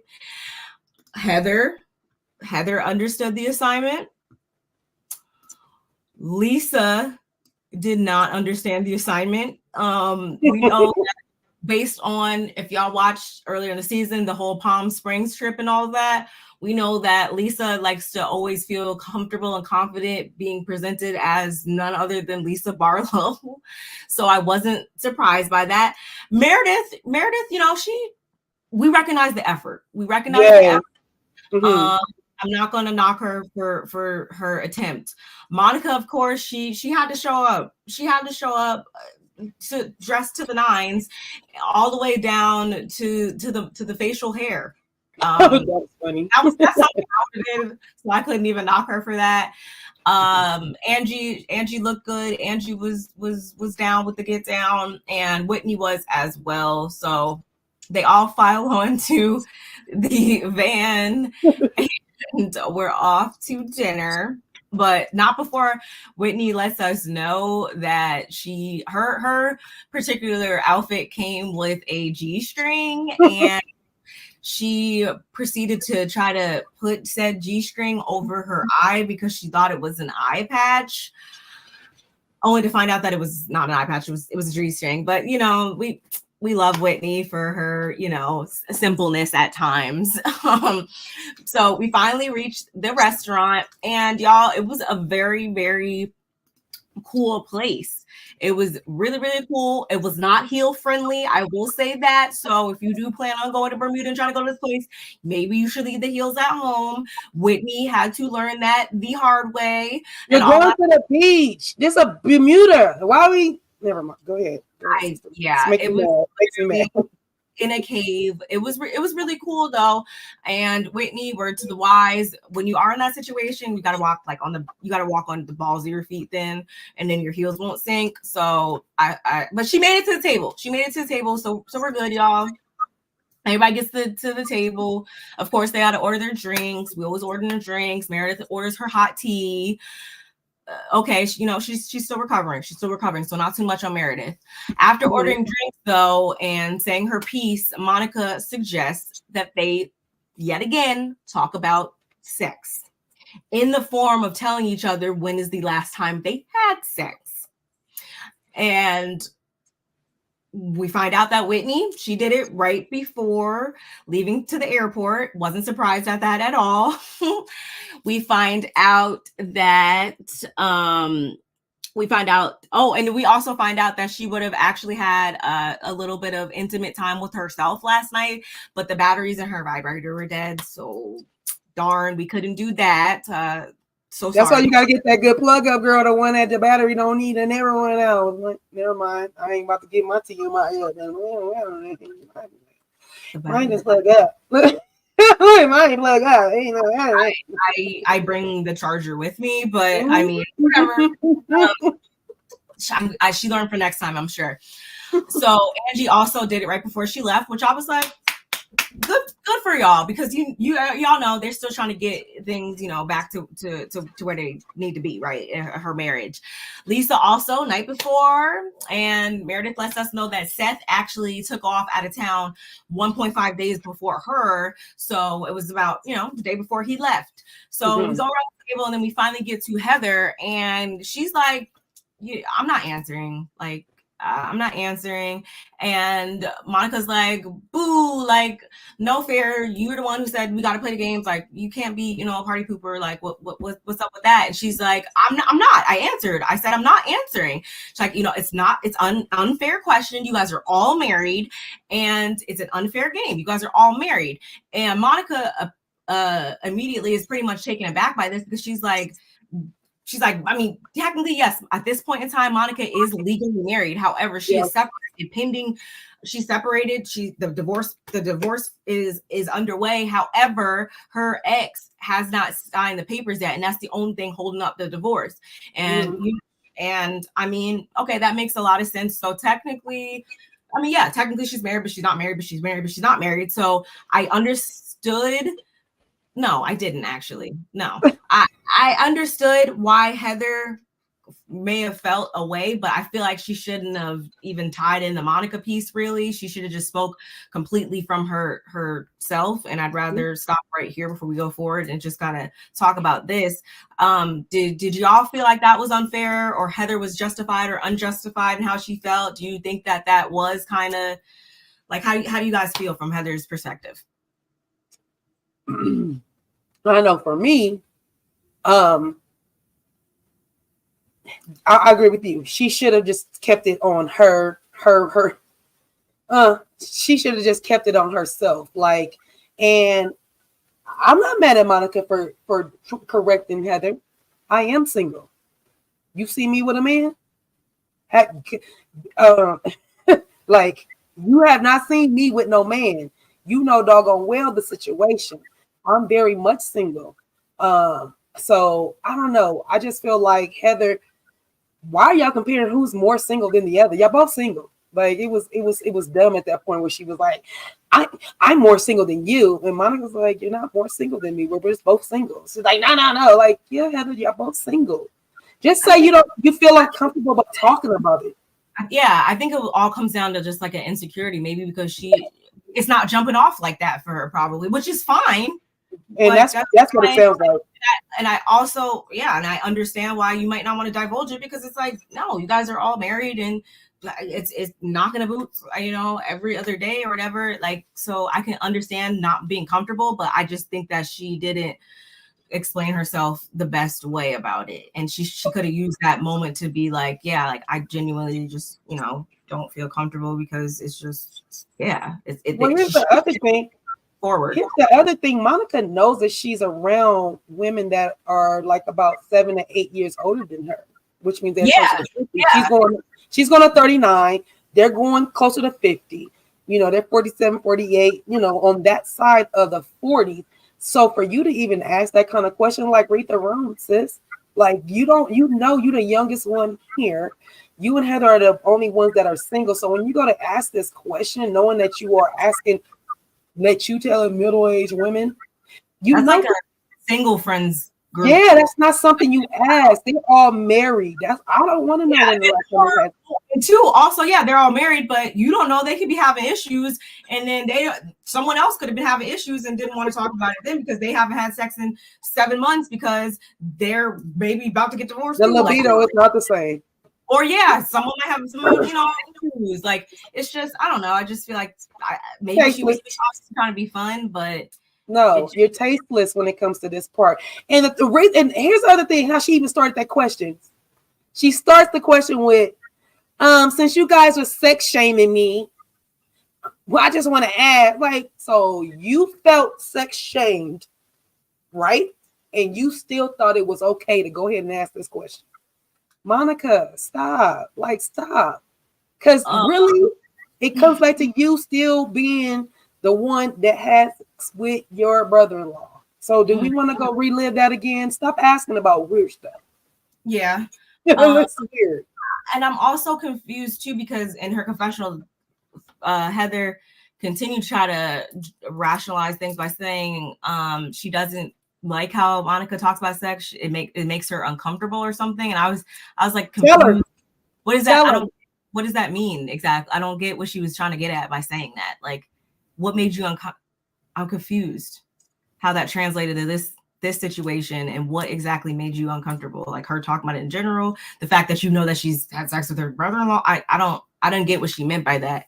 Yeah, because Heather is usually the one that really talks about.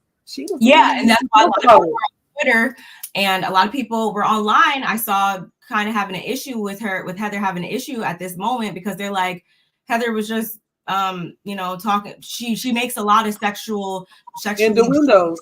Yeah.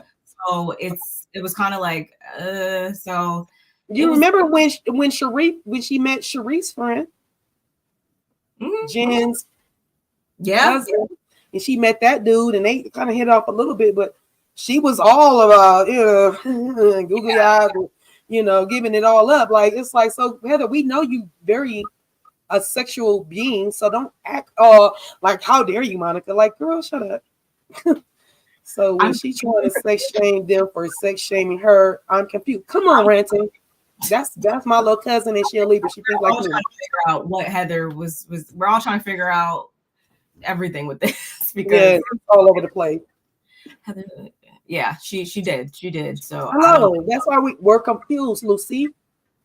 Confused.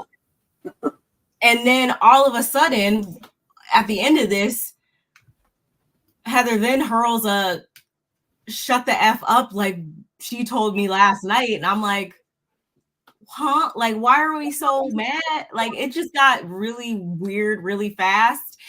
And so much so that directly following that, then there was this really awkward blanket of silence, and everybody was kind of just like, yeah, so how's the weather? How's the food? It was just really weird after that. And Whitney's like, yeah, we should not play any more games. And I think who agrees with that? Yeah, me, because clearly is not really working for y'all right now. So, like I said, it gets a bit weird. Everybody kind of, I guess, takes a moment to cool off. And Angie, it's her time to shine, y'all. She opens up her mouth and she's like, well, first of all, let me take a drink. Let me take a drink. Me too. What I'm about to say is going to rattle some hate. Like, we already know what she's about to come out with. And as we already know, she's like, Meredith, you have come for me once again. And you are accusing me of fraudulent things. You're saying that I'm in the Greek mafia. You are saying all this stuff yet again. Here we go. And what does Meredith say, y'all? She says that she's never said that. She says that she's never made any claims. She's never said she was down with the Greek mafia. She denies everything. And I mean, I was kind of with. I understand why Monica's face looked like this because I mean, she literally said they literally had a conversation about it. So it's not like this is new information or like she doesn't completely know what she's talking about. Like she's heard these things before. Like she knows that these have been this is floating around. But then Lisa gets activated and she's pissed off because she's like, so you really mean to sit here and say like you didn't say that, you had nothing to do with that at all? And Meredith's like, no. And Whitney's like, that kind of sounds a little familiar. And she's starting to connect the dots too. And it's a lot of back and forth. Angie gets up, she starts screaming. She's like, Google me. You can check, you could take my social security number down. You could get my birthday. You could look up all this stuff. We make so much millions of dollars and it's all checks out. Like, don't try me. Like, really don't try me at all. And like I said before, Lisa is also going in because going back to what happened last season, she's like, no, like you've done this to Mary, you've done this to Jen, you've done this to me, etc., etc. Like you need to stop. Like, well, I'm not about to deal with this anymore. You are too much. You need to stop. This is not cool. I'm done with it. Like Lisa was like literally where she was. And here's Meredith. Here's Meredith. She's like, well, I don't know what you're talking about. Literally, very mouse-like. Very like I don't know. And Lisa it was hyping Lisa up even more. Lisa was like really mad, y'all. And going back to what I continue to say this entire time, this was yet strike 3 on why in this episode, I know that Lisa and Meredith will never be fully back in any type of freaking friendship for real. And everybody pretty much was saying their piece and kind of in agreement, except for Heather. She didn't really say anything. She was sitting there like this pretty much the entire time. She was shocked. And then she was just like, oh my God, is this really, are we doing this? Like, is this really happening? And Lisa's like, you know, can you, if you know something about me, can you just come out with it now so I'm not surprised? And if that's the case, let me get my cybersecurity team on it so they can go to distance and we can pull IP addresses and all that, because at the end of the day, you can always find out what someone is doing. Right. And she's cool on Meredith right now, and then she proceeds to ask for bread. And she's like, Cosmin, can I get some bread? Mind you. No, that's not what she called him. That's not what she called him. She did not call that man by his name. She called that fool Crossman. Crossman. I'm like, what? I'm like, you can't even, you don't even know what's going on. It was a lot of stuff going on back and forth, y'all. And we conclude with them mainly being Lisa and Whitney saying like we want to end this all, like this is like enough is enough once and for all.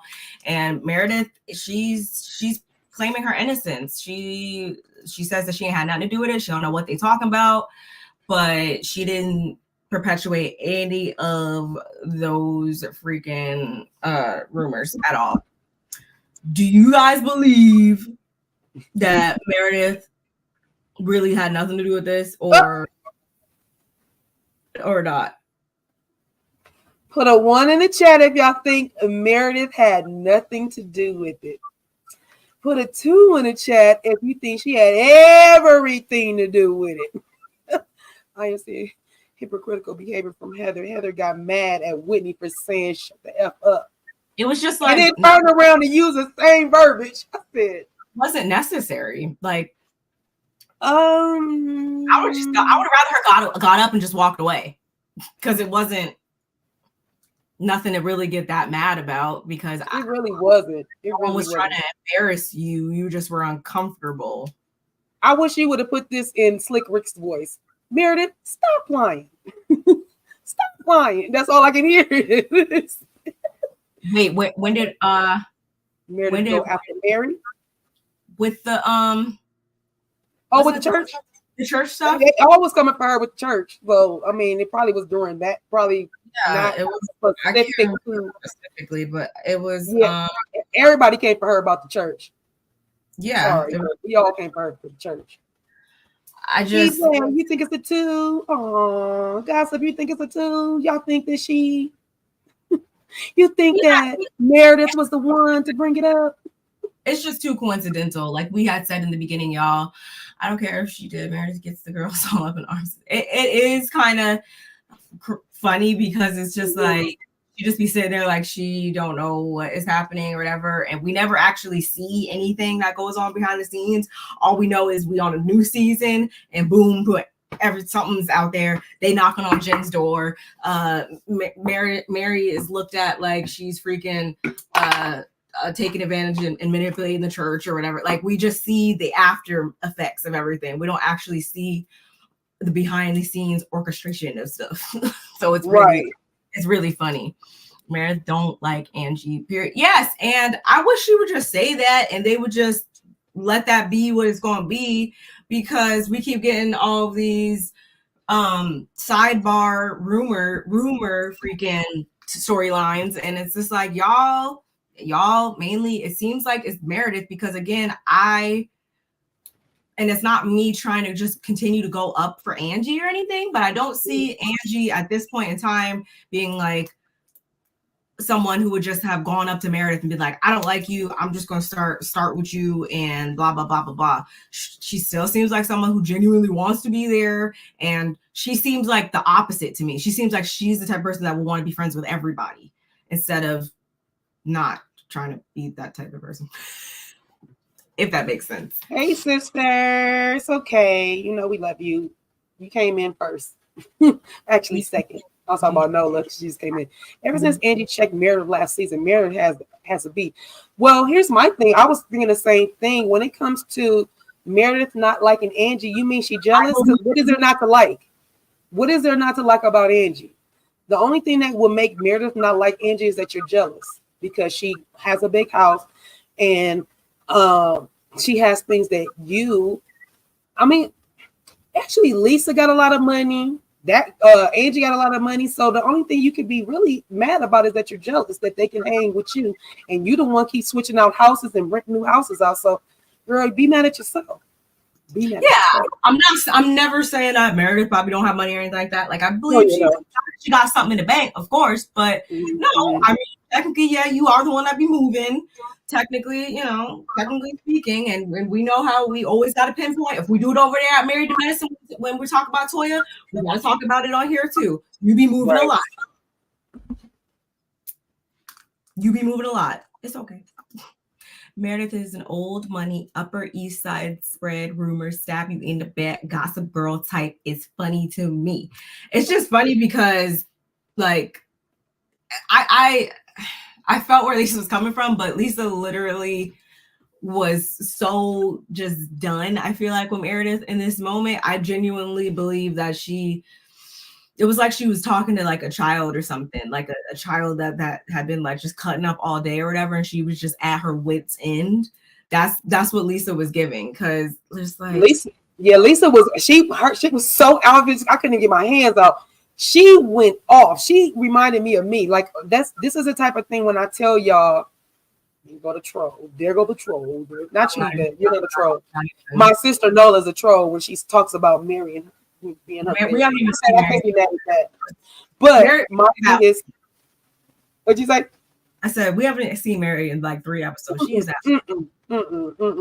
But yeah, Lisa believed everything about what's going on with Meredith, and this is why we got her so fired up, because when you know, can't nobody tell you no different. And that's where Lisa was. I mean, Lisa was like, you're not going to tell me no different. Like, come on, tell it. Oh, I had this too. I seen this, and I think we might have already talked about this, but how do you guys feel about this? Hot take. I think Monica had no plans to even see her family and lied about the whole thing for viewer sympathy because she knows a storm is coming. I believe nothing that comes out of her mouth. As you see, I pulled this because I just thought it was something That cool to talk is crazy. Please don't. about. How do you Because feel? I feel a little like that could be true because why we didn't get no conversation of you talking to your family? You On couldn't just be texting, on speakerphone, who you was talking to, which cousins. It was very vague. She didn't say my mom's sister wants to see me. She didn't say my aunt, like my 5 of them, they all live in the same house. She didn't what say, yeah. 5 people? What cousins? Who were they? Like it just was very vague. So this could be a true statement. This could be a true statement. I believe Monica. Okay. You believe Monica? Hey, I'm not mad at that. I want to believe Monica, but something she do makes. Here's the thing, gossip. Here's the thing. Let's go back to the fact that in the beginning when they do their intros, what does Monica's intro say? I don't know. I don't remember. Says something like, "I keep something close, but I keep my secrets closer." Is what she said. She says, I keep such and such close, but I keep my secrets closer. Yes. What secrets we talking about, girl? What secrets is you talking about? And why are you saying everything else? So why are you saying that in your intro? This is something you are introducing to the world. So, and you didn't keep a secret because you told the secret was you slept with your brother-in-law, and you told that first episode. Oh, ooh. Hold on, let me find something because I hope I saved it. Okay. Because maybe this is the secret, but oh, I'm scared. She all up in her archives. She all up in her phone, y'all. I'm nervous. Eyes a little nervous. But yeah, it makes me wonder. It makes me ponder. It makes me go, when I see the fact that that she, that her intro says what it says. It's just weird to me. No, because it does make you think. Like she's came out with everything else, and you it's like, but wait, there's more. Like obviously, there's probably more. So what is the more? Oh, right. Where is it? I seen it last week on Facebook. I can understand what you mean, Kitty. That and I'm not sure where she went, y'all. But I just think that there's a lot. There's too many coincidences. We can say that. And what I had also put in my notes, and this is not me trying to rag on Monica or anything like that, but I do believe that sometimes she could have a bit, and it's not even probably her fault because we see who she was raised by, and I'm putting raised in quotes because we know that apparently Linda was making out and running streets kind of. So, but Monica has a bit of self-destructive behavior, if you ask me. You said maybe she was working for Jen. Who Monica, wasn't she one of her many assistants or whatever? And I know she has more to say about that, but honestly, y'all, I'm glad that she didn't just make that her only storyline because I low-key was a little bit nervous. I thought that she was going to come on here and that was just going to be her whole storyline, was about like the part she played with Jen and all that. But honestly, and correct me if I'm wrong, y'all, I don't think we've really gotten into any of that. We visited that since like episode 1 or 2. We haven't really heard her really say much about Jen except for how she now understands why Jen didn't ever have anything good to say about Heather or Lisa. She did say that. And I mean, from her perspective for a couple weeks there, I could understand why she was saying that. And yes, y'all, please make sure you subscribe to both channels. Make sure you like on both channels. Make sure you are sharing with us and commenting as well. And actually, I mean, while we're at it and while I wait for my sis to come back on up here, why don't you guys go ahead and do me a favor?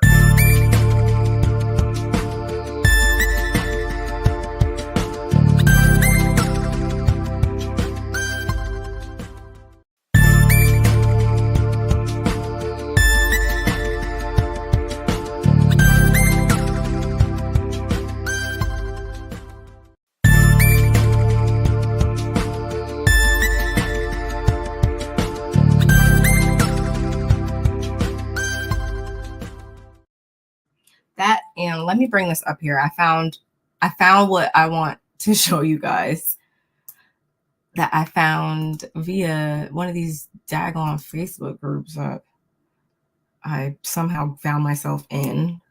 1 second, y'all. Let me get this up here. Because I feel like this is the only other thing that we haven't touched on that someone might think as tea on somebody.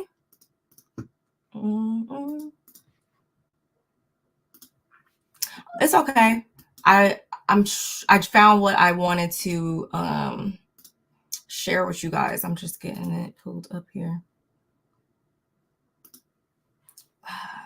Where we at?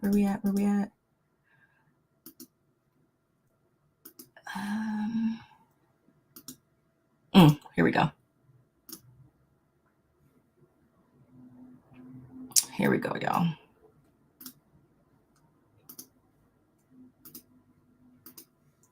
And this one.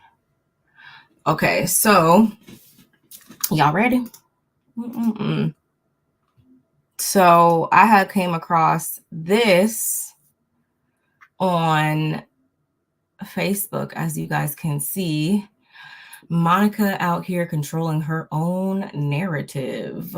And as you can see, this was a mugshot that apparently, y'all know, at the end of the day, y'all know they are always going to dig up anything. If there's anything out there to dig up, the folks gonna dig it up every time.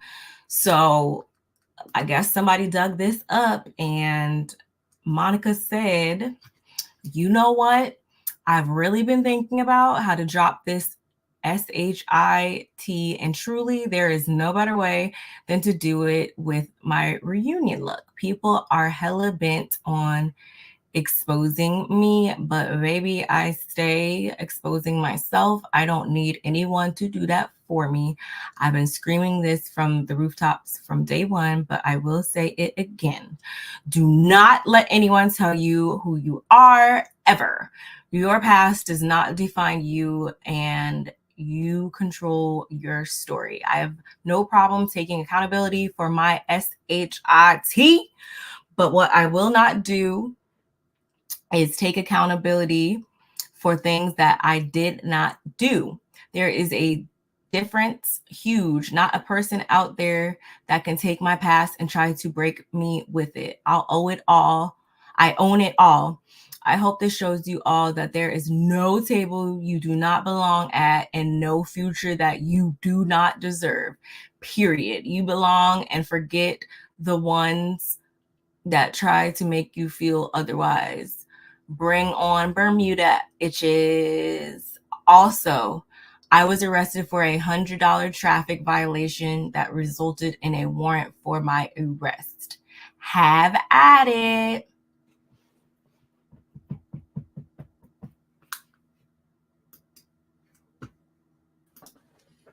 Just in time. I was listening. Did you catch? Oh, okay. So I was listening. I mean, this share I seen on Facebook, but it originated from her, I guess, on Facebook. Apparently,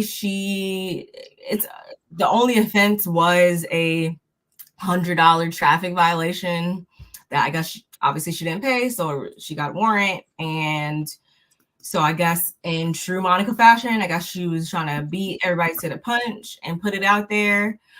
I know one thing's for sure that I can say. I mean, you didn't pay this. And sometimes I understand certain things go to the wayside. However, given the fact that we know that she's embroiled in this whole thing with Heather and her business and stuff because she didn't pay the bill down there. She don't pay the bill down there. Now she's not paying this. Is she another Sheree? First of all, that's what I need to ask. Is she a Sheree? Because it's giving Sheree. And also, I mean, I understand, again, getting it out there before somebody else does, but you are not Eminem, girl. Sorry. I just love it. Also be a divergence, though, because she could also be a type of person that she thinks she's giving us all this, so we don't think to dig deeper. Like it's like mine. Like maybe there is more to that, but she thinks that, like, oh, if I just keep feeding them, there's no reason for us to dive on in there for real. I don't know. I'm just giving y'all things to think about. I'm just telling you my thoughts. I don't know. We don't know anything for sure, y'all, of course, but things that make you go, Oh shit. Yeah. I wouldn't say like she didn't do no time or nothing like that, obviously, y'all, but it's just, I don't know. This cute, no, but she's still shifty with Heather and smiling in her face. That's a psychopath. Yeah, and I wonder still, because y'all know based on the season trailer and stuff that something is going to come at the end of this whole thing, and Heather's going to get some phone calls or something like that. So again, word on the curb is that this was at the time that whole news broke that Monica was going to be suing her.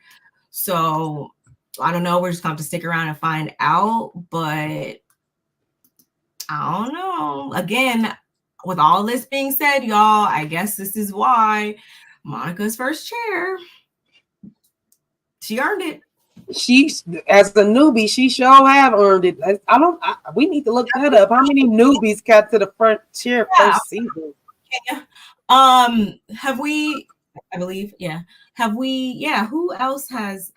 Not even just first chair, but really came in a while. Who's the last person that came in a while that really made a splash, y'all?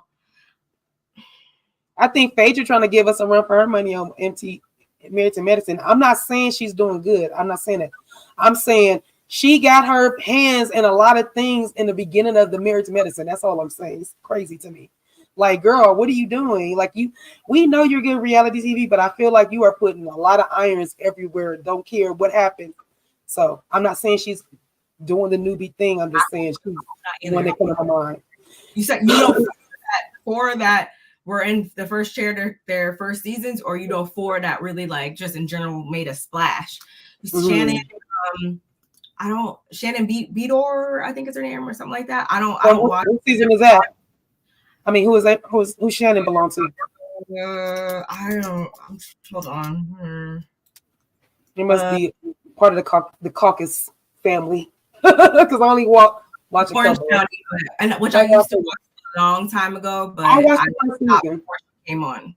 So yeah, I watched the first season because it was in California. I was like, let me see what these girls are. It's like, yeah, y'all rich bitches. Yeah, y'all got it going on. Okay, but I didn't hold my attention long enough. I like going up there. I don't even know who that is. Oh, Marlo. She was doing a lot, but like, yeah, I can see that. I guess I just feel like Marlo had been on there so long. We can't even count her as a newbie when she became a newbie. Like, she was on on every season, and then finally became a peach holder. So I can't equivalate that to the same as a real newbie, somebody that really ain't never been on the show, and then they came on and opened the season up. Marlo was on a lot of seasons, so she wasn't a newbie for us. For me, it's not everybody. As much as I feel like she still could have. I was still disappointed in how, like, she made a splash, but that wasn't the splash I was looking for. Me either. I think she put more of a bad taste in a lot of people's mouths more than she really. Agreed. Especially after being present for so long and not having a peach for so long, when she finally got it, she just kind of. It fell short. The peach was rotten. The peach had bruises. Yeah, it did. Kenya also had a first season in Atlanta. Okay, so I can go with that one. That one we can roll with. We can roll with that one right there. And I understand why. And so does everybody else. Even OGs like Kenya understand why Kenya plays what role she plays and why she is. And why she's still there. How? Whoa! We're so disrespectful. How can we even sit here and talk about Kenya? Did you not hear the news? What news?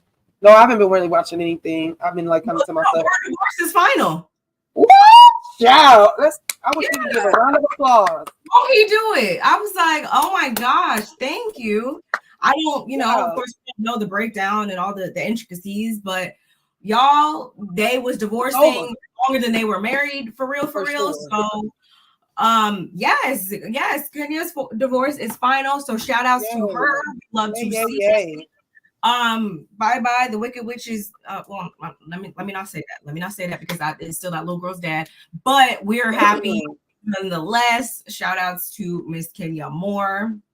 But stalker can't stalk her too much more now. So yeah. No, I think all I read was that he's requesting like 500 and something. Don't quote me. I think it was like $520 or something like that per month of child support, whatever. Because apparently he says he only makes like $4,000 a month, and she makes. I don't care what you make. I don't care what you make. You made a little girl, and you need to be sharing the cost. And I don't care how much Kenya makes. What do you make? And why you're not sending what you make? Okay, sir. He only makes $4,000 a month.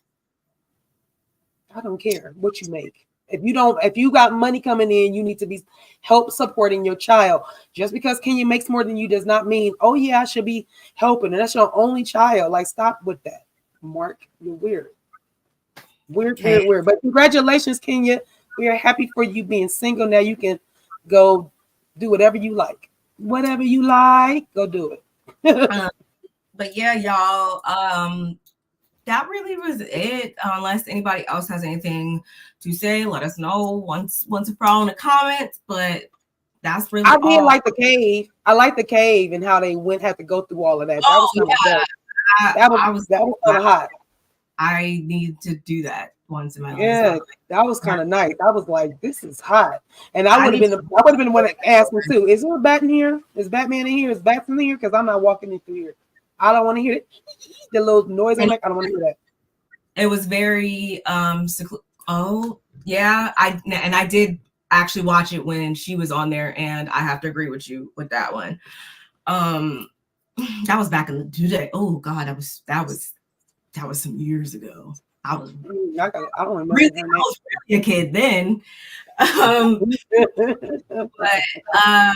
Yeah, y'all. And now that we're getting down to the wire here with Salt Lake City, y'all please let us know what other shows, what other things y'all want us to talk about. I know we've already said that Dubai is coming back, and I mean, I will give it, another shot, another go. So maybe if that's something y'all want to see us do, maybe we could do that, or we could do something else. Y'all let us know. But we're getting down to it here. I believe. I don't know how many more episodes there is. 14. What do we usually get? Like at least 18? Around 18, maybe 20. But they've just been so inconsistent that, let me see. They've been so inconsistent that it's hard to really say. And given where we are right now with it, you think it's going to be a 2-part reunion or a 3? It's going to be at least, obviously, 2. They better go roll with 2. Don't make that a 3-part. I'm sorry. Just stretch it out too long. Don't stretch it out. Just give us 2. I don't think we have enough yet for 3, honestly, without making it seem like it's going to drag on. Episode 15. I don't know how. They ain't giving it to us. They really just will not tell us. 15, I don't know. It is a 2-parter, not a 3-parter. Okay, gossip. Thank you. No. 19. Wait, no. 19 episodes? No, I'm no. Season 4. 16. Yeah, okay. So it's 3 parts. It is 3 parts? Yep, 3 parts, and we have 16 episodes total. 2 more episodes, y'all. No Wikipedia. So yeah, come on now. Tell us what it is. Next week is the 5 episodes. 5 episodes left. So the two were the next episode, the finale, and then 3-part reunion. And then I guess we will do reunion, or I don't know. I guess we'll talk about that if we need to consolidate, because sometimes they don't give you enough. And we'll definitely find out when I first one. We will let y'all know. Especially if they give us with a cliffhanger, because when they cliffhanger, you'd be like, you didn't show us all this bull crap just to get to this cliffhanger. Like, come on, man, don't do that. It's wasting our time. So stay tuned for that, y'all. But for now, this was really good. We was up here for almost 2.5 hours, 2 hours and 19 minutes. Yes, y'all. Sorry.